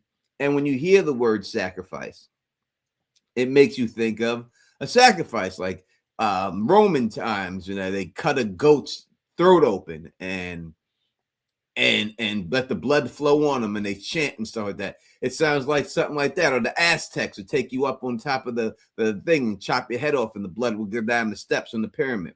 It makes you think that, but that doesn't mean that's exactly what it is. Sacrifice could just be giving your kids up. They could have said, yeah, you take our kid. They could have went to him and said, yeah, we in order for you, give me your children. We're going to take them and we're going to give you eternal life. Don't worry about it. You know what I mean? Doesn't mean they just killed them off like that and they sacrificed them. Doesn't mean that it's something like that. They play with you with these words. You know what I mean? When they say something ancient and you hear it's an ancient evil. It's an ancient just means old. It doesn't mean that it came from this planet old. There could be a civilization from somewhere else that's old. An ancient word would apply. You know, that's just that's the way it goes and stuff. So let's listen to the words that they're saying right then. You'll see they try to word soup you. Don't get word souped. You know what I mean? It's an ancient. It's an ancient. Well, what's ancient? Why is it? Why using the word ancient? You know what I mean? It's just like the word soup you, man. Ancient is just old. That means older and everything else. I heard people call my grandmother ancient. Why? Because she was older than everybody else. All right? That's what it is. Doesn't mean ancient don't mean old is old. It could be old 50 years. It could be old 100 years. It could be 200 years. It could be from a different time period, and that would make them ancient. They could have been doing this stuff for years, so it seems like it's ancient. There's so many. You just cannot get words into this whole situation. This is 347. Call from. Pistol. To accept, press 1. What's going on? You're rocking with the Don, Tony Teflon. Who am I speaking to? Philly Pistol. Philly Pistol. What's going on, man? From New York. What's up? Long time watcher. First time caller. I appreciate it. All right. My theory is I don't think it's aliens. Mm-hmm. I do think it's some godly out of this world-ish stuff, but I think that the clue of like, all right, sacrifice, that's magic. That's like voodoo-ish, out of this world-ish type of magic. So I think that's why I go with that theory. I also think the girl can spirit walk because the mother knows of the sacrifice. You think that? So I think there's some type of. You think? I think there's some type of connection there. If that is the case, then Victor should have got that gift before she got it, right? Because Victor's connected. Victor is a child of her before she got reincarnated. So you would think if that's the case, Victor should have that power before these chicks got that power, right? But I think Victor's trauma and things he went through kind of just blocks that whole thing for him. But he has something else connected. He's like the puzzle fixer. Like he puts certain puzzles together. No, Victor has done nothing but been a shitty narrator this whole time. Every time he thinks of something, it's something else. I mean, honest, right? Every time he's always thought of something. Yeah. He's never gets it right the first time. It's always the second time, a third time. Then he finally figures it out. That's why I said when you hear Victor say something, wait a while. Because if he says this the first time, that's wrong. It's something off on it. You know what I mean? You got to wait for the third explanation because that's the way it always rolls with him. I would agree with that. I agree with that. What else? Let me see what else. I think Sarah got something like, as much as she's a bad guy, she might be on to things sometimes. Not when the thing was talking to her, but her willingness to do when it got like bad things when it has to happen. She might be on to it, just the wrong situations keep occurring. Mm-hmm. No, I think Sarah is just a victim. I think whoever, I think for some reason they were able to talk to Sarah, but why they picked Sarah out of all people, I think the only reason that makes sense to me is that she's Eloise, that Sarah is Eloise. It's going to be her. It makes no other sense to talk to Sarah, choose Sarah out of the hat. They have a whole bunch of other people they could choose up in there, but why they pick Sarah? They pick Sarah because Sarah, I think, is Eloise, and that's what it is. I really think it's going to be. I really thought she was going to be alive, especially when you heard the whole situation with, Eloise, she did this, and I only seen little pieces, so I couldn't. That they say that, and it 100% makes it seem like she's alive, and I agree with that. I really think so too. You know what I mean? But in the end, right, that it's gonna turn out to be Sarah. That's why you keep seeing Sarah and Victor together. That's why he chose Sarah out of all the people, and they're in there. I think they're just setting it up for Sarah to be Eloise in the end. That's an interesting one. I might call back in because I can't. I'm having fog right now. All right. All right, man. Let's go. All right. Later. Peace out. What's going on, Phil? Not too much. I had to call in because number one, I know you're on for like another half an hour, and I was gonna pop on maybe after the Celtics, but they're losing. So right now, but talk about basketball right now. I know. I want it to end up to be the Knicks and the Celtics. So all jokes aside, either one of the two of us win the East. But besides the point, I had to call in or connect here because all the Victor talk. I really do think Victor might be less than what people think. I think he might be a huge red herring in a lot of different ways. And people can think I'm an idiot on this one, but he's a kid that was broken there, that if anyone is a mole in some way, not that Donna might not be, Victor is an already admitted kind of mole, that he's like, that they let him down there to get peaches. And if you keep coming down here, you got to stay, Victor. I think Victor is an unfortunate kid that grew up there, so he was broke there. No, that kid didn't survive digging holes there. He survived because they chose him to allow him to live so that they could subtly break him and use him as an information source for the long time. I think any information he comes, it's more of like horrifying. It's just a long test of a kid that they're running to see how it goes with them. It's sad as shit, but I think ultimately when it comes down to it, he'll be useful, but I think some of his information isn't as, I don't think he's as important to this place. What has he said that's been useful so far? What has he said that's been useful? Depending on, even though people know that I think the boy in white is the ultimate evil there, but if the boy in white was a good person, I guess he gave good boy in white advice. I mean, what does he say? I mean, I'm asking anyone. I'm asking you. I'm asking anyone to check. Give me something that Victor said that was useful. He taught all of us about the trees. Like he taught the audience. He's more been a multi. He did say, but we would have found out he did say stuff about the trees. But I think we would have found out about him. She was a narrator about the tree. And as for Jewel of the Nile, did we ever find out what from means? We have not found that out yet, but I do believe we'll find it out before. I mean, they know exactly what it is. I think it means a bunch of things. But thank you so much, Jewel, now for the super chat. But no, we have not found that out yet. somebody said that. Did somebody just say this? He guess he helped Julie out of Colony House. He made sure Julie survived. I'm just saying, what is he information that he's given, not what he has done. The only thing is, Tony, the only thing is the pictures. He just provided pictures that no one can solve. And but he's filled with the images of the. They're gonna put the whole story together like that episode before last.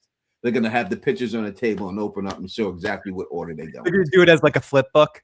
Yeah, they're gonna open it up and show it. I know we figured this out. He's done nothing to benefit anybody. That's why Jade's always screaming like, Victor, say something, man. You gotta do something. And he just refuses to, and then he goes into a shell and everything. Everything gets wrong. He says, "Oh, Jasper, he's talking to Jasper. We need to get to this thing so we can see Jasper." You need to get down there to see Jasper because Jasper had nothing to do with it. It had shit to do with nothing at all. I didn't like the Jasper thing. It was such a. They shouldn't have had him talking to the boy in white. They should have had him talking to Jasper in the end. But in the end, the reason why they had him talking to the boy in white is to prove that the boy in white is truly the man in yellow. And he tried to set Christopher up to get killed. And that's not what it was. And instead, Victor set his mother up to get killed. And that's it. Now, anyone who says that's not the case, it's obvious that it was. Obviously, I put it in my video and stuff, but they say things for a reason. When they have Randall saying specifically that these monsters are creatures of habit and everything else, and they do everything a certain way. And Miranda, so go to the bottle tree. You got to go through the bottle tree. And Christopher's like, I ain't going through that fucking bottle tree. And Victor goes back and tells his mom, and she goes to the bottle tree, and Smile Munster just happens to be standing there waiting there. That's because the boy in white told Smile Munster to be there to kill her ass when she get to the tree. And that's exactly what happened.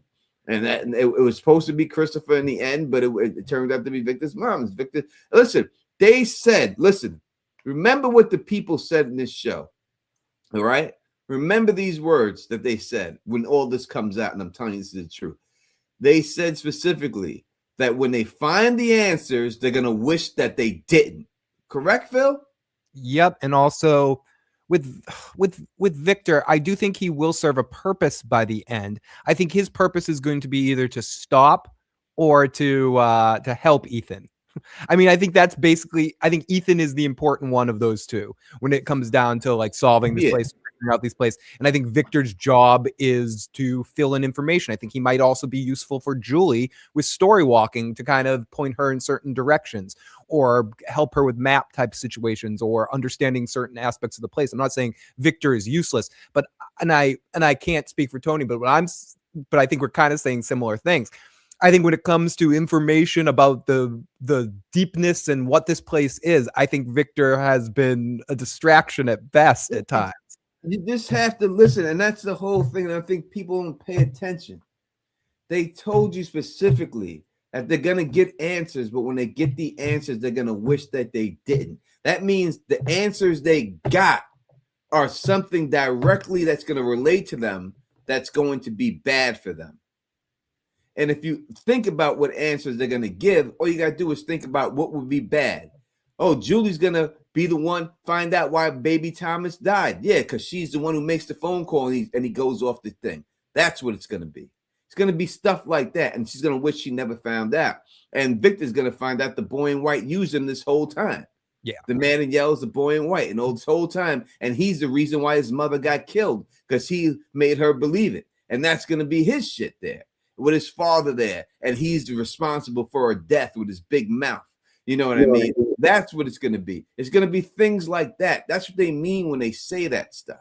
Victor's been a tool for the boy in white's evil business. He's had his tongue up his butt the whole time. To do anything he wants. The whole time. He's paying him off. He's got his fingers into that sugar daddy.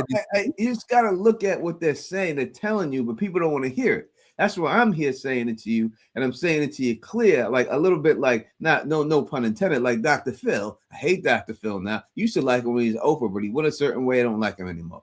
But like that, like I got to give it to you raw sometimes. You know what I mean? I got to give it to you raw. You got to be like old dirty bastard who, baby, we like it raw. Yeah, so just think about anything that they say or anything that they find out is going to be terrible for them. Again, that's what the showrunner said. They're not going to wish that they found out. It's going to all come out of course when they find this stuff out. So what can they find out that's going to be terrible? You know what I mean? That's going to be, when they do find out, they wish that they didn't. Just think about it like that. That's what it's going to be. It ain't going to be they find this shit out and they're going to win. This is a losing season for them. They're not going to win this season. This is going to be the worst season that they ever had. The town's about to get wiped out this season. They're going to look like they're losing, and they're going to rally at the last season of the show. This is the Empire Strike Back moment right now. It's not going to end good for any of these people. Yeah. And that's the bottom line. Again, Jewel, now, thank you so much. How did Fatima get pregnant? I'll explain that to you right now. She was pregnant before the Smile Monster was born. The showrunner said that they always wanted to prove that the people were immortal, and they wanted to figure out a way to get it to come back. So they just made the Smile Monster be born within her. That's what happened. It solved the problem. That's what it was. They said we need to bring him back. Well, Fatima's pregnant. Well, let's have her give birth to. Okay, go with it.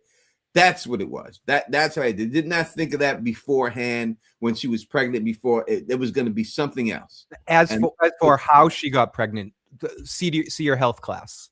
Mm-hmm. we know. I think Ellis might have had a little something to do with that.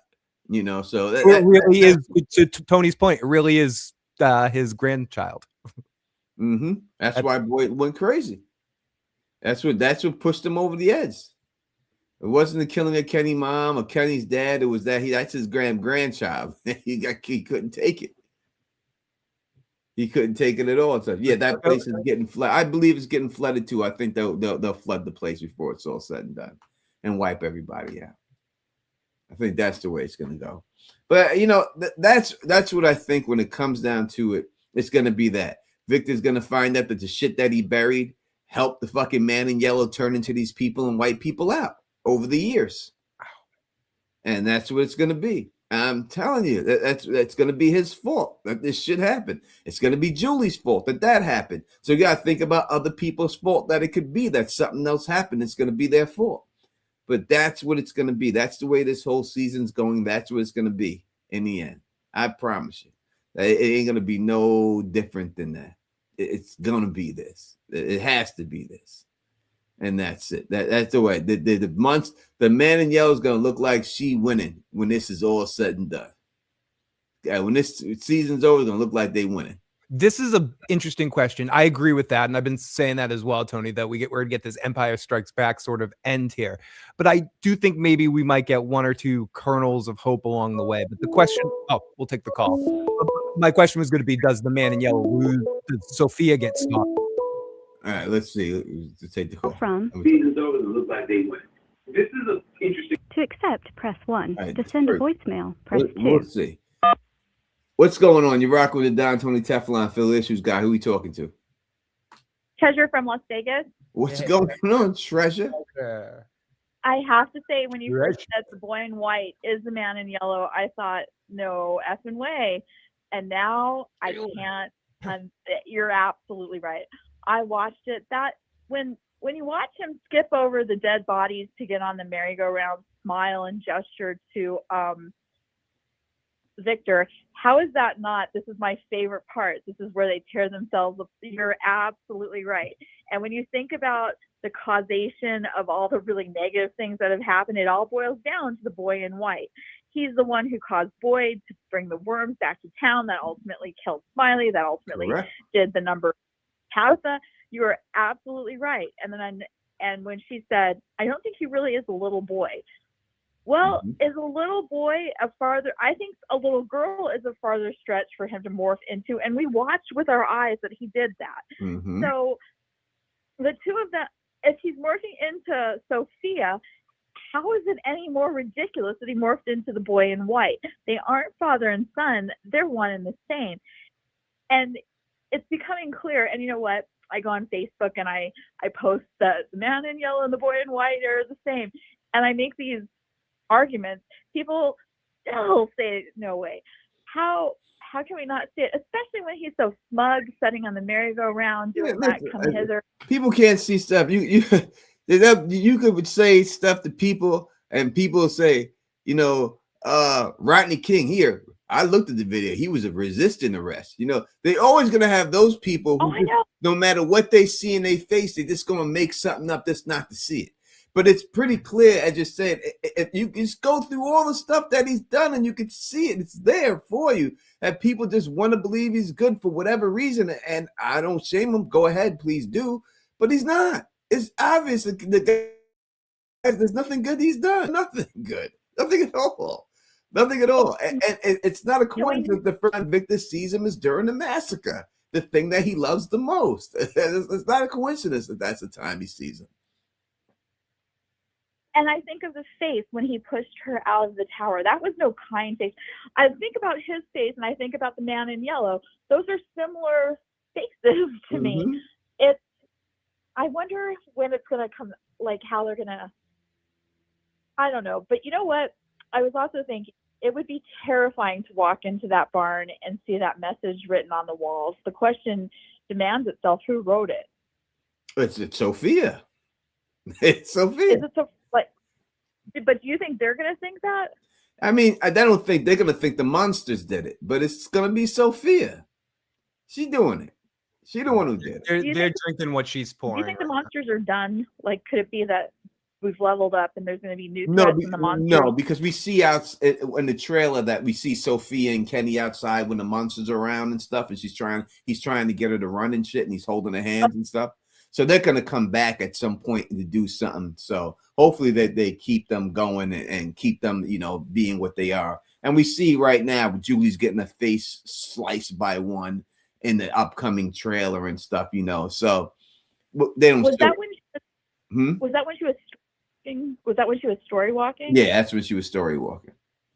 So she can be hurt when she's story walking or not? I'm not sure. I don't think she can die, but she's gonna come back with that slash on her face. You know, and you're also right. Let me put it like this: do you ever see the movie The Golden Child? No. With Eddie Murphy? Oh yeah, yes, I did. With Charles Dance and Eddie Murphy, right? Young Charles Dance and stuff. Very right. And he has a dream, and then Sodom Noonsba, he puts the dagger, he burns it into his arm and shit while he's sleeping. Right. And then he wakes up with the burn in his arm. Right. Right. It's like that with Julie coming back and shit. It's like that. Okay. When she's story walking, it's like that. Like when Kenny got burned in his dream, he was in reality. Exactly. You're correct. That's exactly what it's like. It's the same thing. It's just like that. That's the way it is, Bob. And the scar is different on future Julie's face. You're right about that too. Mm-hmm. Elaborate on what that means, because it is different. It's not. So when they show the first clip of Julie in this opening episode, they show the clip from season 4, and then all of a sudden the screen goes black for no reason. It just goes black, and then the next scene you see is Julie on the floor and Jim laid down, and that's when he says, "We got to stop meeting like this." So he's saying that this is not the first time it's been done. So that's not the first time Julie has came back there. That was a different version of Julie that came. So we've seen Julie go back there to that man's death twice so far. And that's 2 times that she's seen it, that she's done it. And we know it's that time because in season 4, she goes, "I think I got it right this time," which means she got it wrong before. So that just shows that she's been there multiple times at this one scene. And 47, it's everywhere. It's absolutely everywhere. And now I'm noticing it's everywhere beyond from. And my family said, "You need to stop watching that show. It's becoming an obsession." And maybe it is. This is one of the best shows I've ever seen. I loved Lost. And at first I thought this was just ugly Lost. You know, Lost is tropical. This is kind of grungy. No, this is Lost to the 9th power. This is amazing. The show's so good. And you are my favorite guru. I watch other ones, I admit. Like, I see other people. As you should. I would never be like, just watch me, only me. Go get everybody's opinion. Go look at everyone you can see. Show other people some love. There's, you know, I'm not threatened by anybody. Like, oh, you can't watch them, just go watch me. That's not fun. I watch football games. I love the Jets, but I watch other teams too. Right, so why wouldn't? And other people have absolutely different ideas than Mhm. you do, and I enjoy watching them. They're wrong, They but are. I still enjoy watching them. You're right, and I Like, always say, like, go ahead, like Trevor. some of us that future Julie's hair was gray. I was like, no, it's this cut. You know, men don't really look at haircuts. I think, like I've always said, like men don't notice details, and I've noticed men don't notice her really long hair and her bob. They just don't. Mm-hmm. Like, women do, men don't. They don't notice details like that. And I was like, you don't notice that her hair is short. I think men think of short hair as like above the ears short. Yeah, Like, they're thinking like Halle Berry haircut or something like that. right, exactly. Right, exactly. Like a boy cut. They don't notice different lengths. Like they just see that's girl. Like, I don't know. But I was like, so many people have looked at her and they're all men. I was like, you can't see a difference in these two people. Nope, they cannot. Mm-hmm. So I don't know how they could make her any different, because it's a pretty good way of doing it.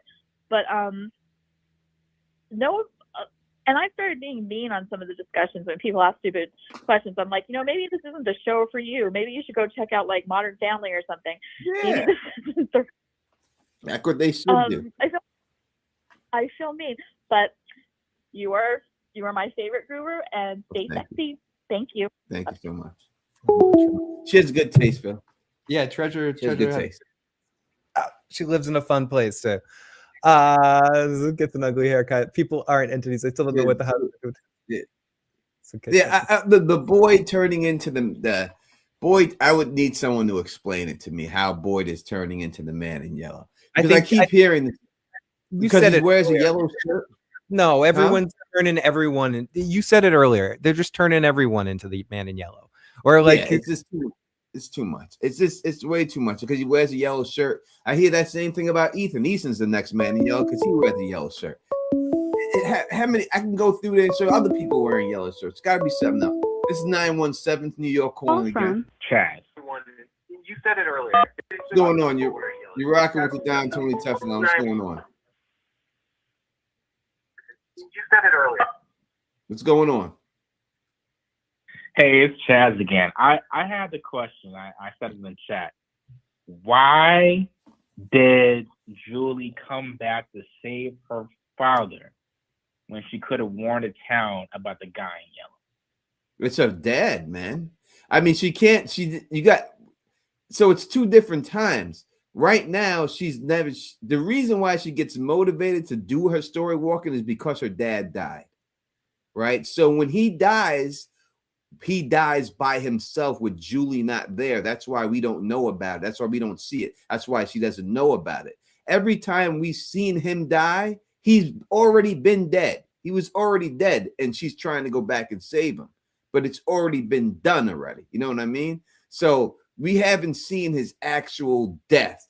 We've only seen Julie go back into time and see how he got killed. So the way he got killed, we have no idea if that's the way he dies, because when we see him get killed and Julie is there, the man in yellow pushes Julie on the floor. Well, Julie's not there to get pushed on the floor when he first gets killed. So we don't know if it exactly goes down that way.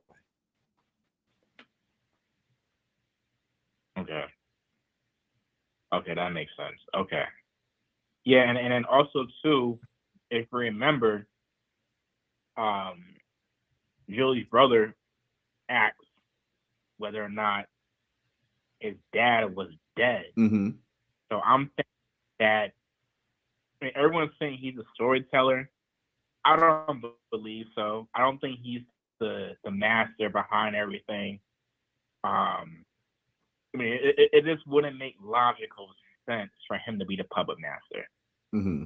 No, he's not. I don't think so either. I mean, if they want to do the Harold and his purple crayon thing, I guess maybe, but it just doesn't. If it's gonna, it would be Victor before it's him, right? So it has to be someone who's been there for a long time. It can't be someone who just got up in there doing it. Or the boy in in white. It would have to be Victor before him. So I don't.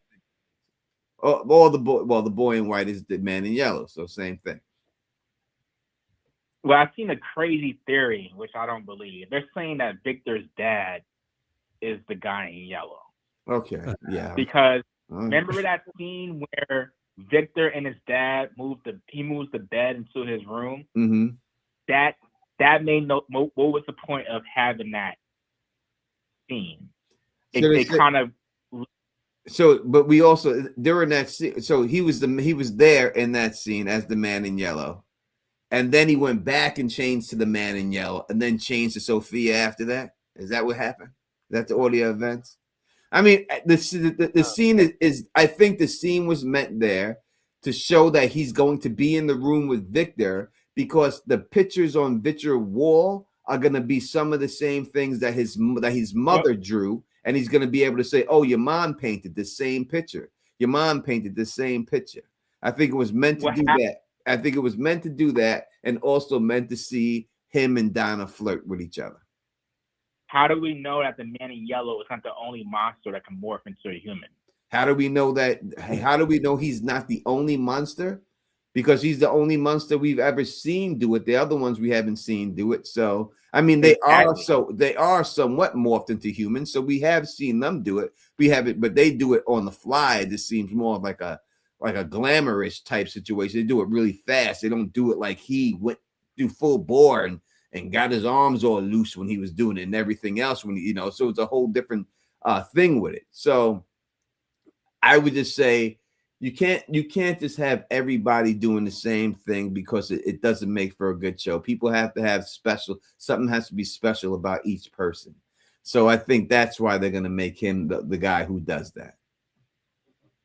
So he's basically the main villain. That's very not the main villain. I think he's the underboss to the villain. I don't think he's the main villain. I think there's people above him that control him. He's the he's the executioner. The heavy. Remember when Penny's mom was killed in that barn, and the monsters came out and told Boyd, we heard you're not afraid, or it said some line. It said you said we couldn't break you. They said you said we couldn't break you. Right. So the monsters have a conscience. Like they're not like it doesn't seem like they're controlled. It seems like they can have a kill switch and a kill off switch. Right. So that I would think that would make them be controlled. I think there's more, if it's anything, it's more of a hive mind situation that we've seen with them. Because when Boyd said that you can't break us, those monsters were in the ground sleeping and shit at the time. So someone told those monsters and gave them the information to that.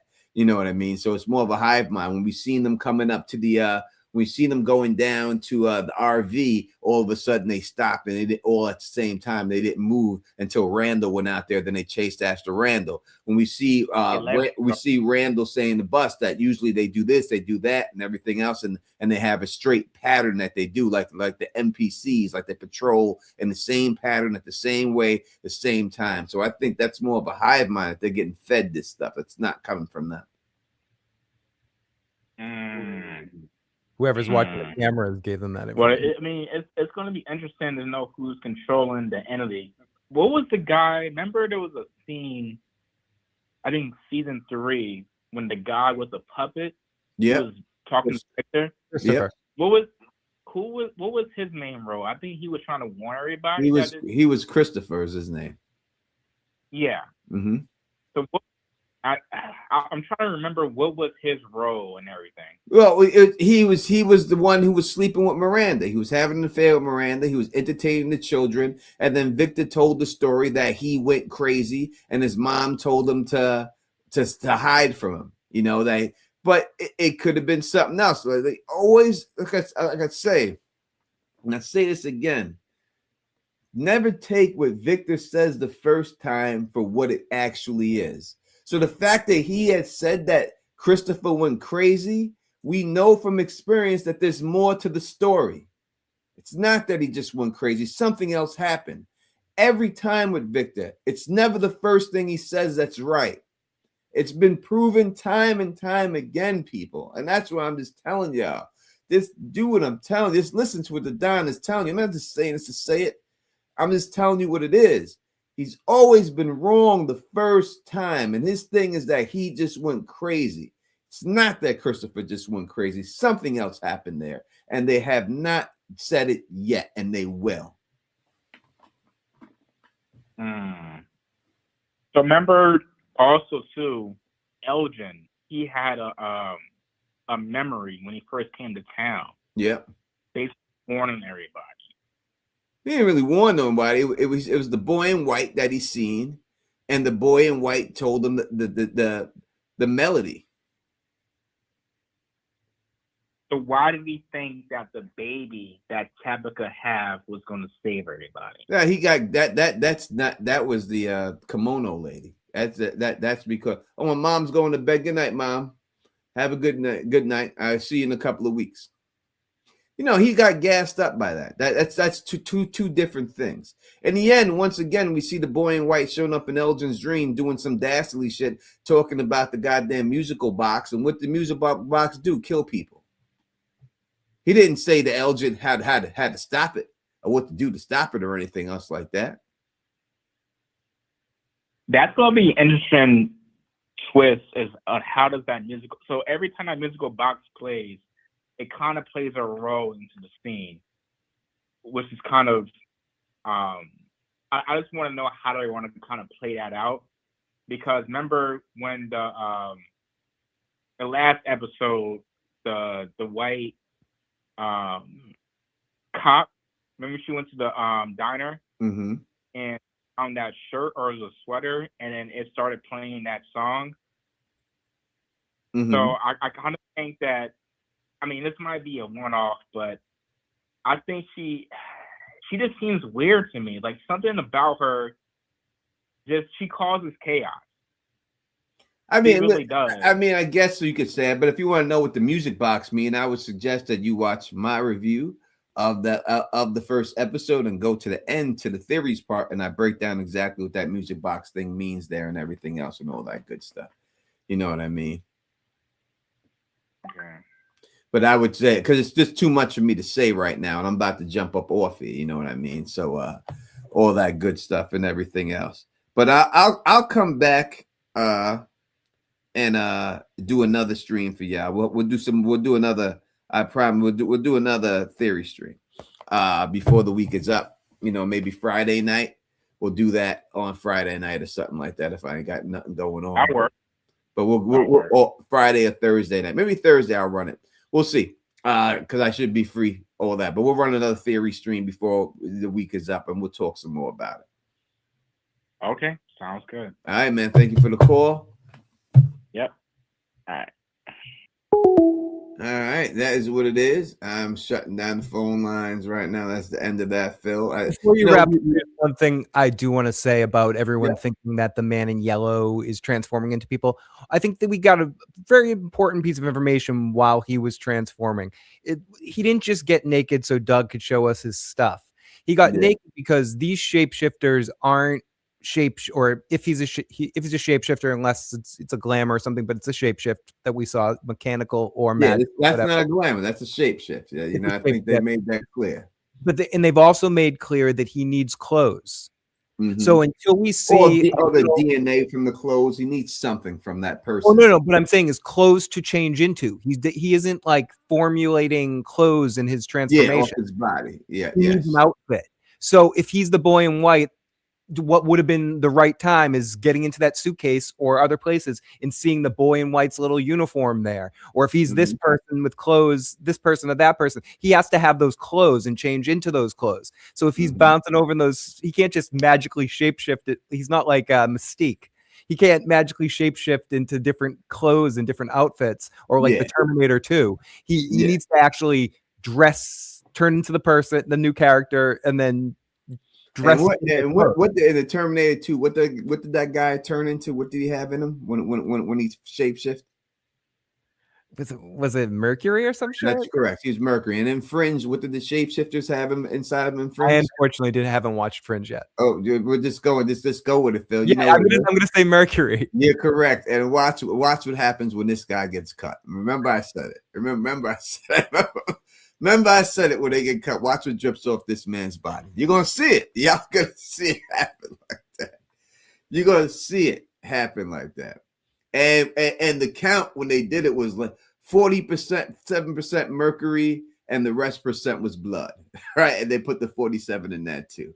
I'm telling you, the 47. Yeah, don't overanalyze the 47 and all that. I'm telling you what it means. It's just from the Star Trek. It's an old thing. It's an inside joke for them. It means parallel universes, and that's what it is.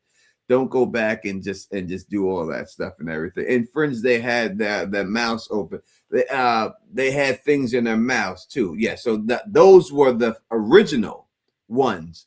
Put the thing in their mouth, and then that's how they did it. But the second ones did not do that, right? The second ones didn't have to have the things in their mouth at all to change. They didn't have to do that. But the original ones did. You're correct. They had a device put in the mouth and they changed. But the second version of it did not.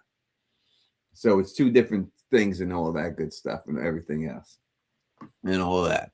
All right, Phil, my dude. Let me get up out of here. Let me go eat this food. You paid $77 for it. I was gonna come on and tell you the only time I do those things if I get a coupon or some shit like that because they're fucking like ridiculous. The extra prices, and it's beyond that. It's not just like the delivery prices, and you know this. Everyone knows this. If you order it at the actual restaurant, it's usually $2 or $3 less too. They add a couple of dollars. They're jacking it up all the way. It's definitely jacked up. There's no way around it. It's jacked up like Hulk Hogan in the 80s. I live in the spot where I can't go anywhere. Nothing's close to me where I can go. I drank 2 beers, so I'm not going to drive right now. So I'm just going to go here. I just got to get to bed. Oh, yeah. Sometimes you just have to fucking do it, dude. I got no choice. I had to bite the bullet. Let's get to Taco Bell. We had over 200 people here. Is that what we got last time? It was 300 we were going for. We were close to 3. Yeah, we were going to 300. We got 200 people in here. We were going for 300 last time, but we'll get back up there and everything else. Oh, that's show night. You know, that's different. Sunday night. Yeah, that's show night. And I really appreciate everybody coming out. Again, if that won't be tomorrow, but maybe Thursday or Friday, I'll come back on here. We'll do another theory.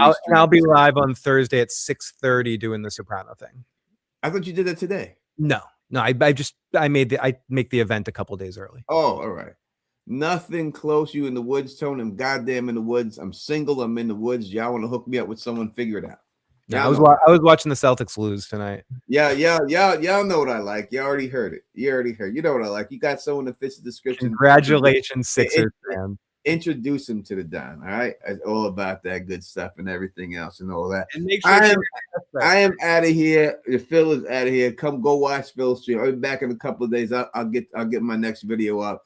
But if you're still interested in talking about theories, go check out Julie B's Deep Dive channel. She'll be on, I think, at 10 o'clock tonight. 11 o'clock, she goes on, and she'll be there till 6 o'clock in the morning. So go check her out if you want to still talk from and go talk to her. Show her some love. All right, if you like the way I do this, please thumbs up this, spread this across the room, and of course, subscribe. And until next time,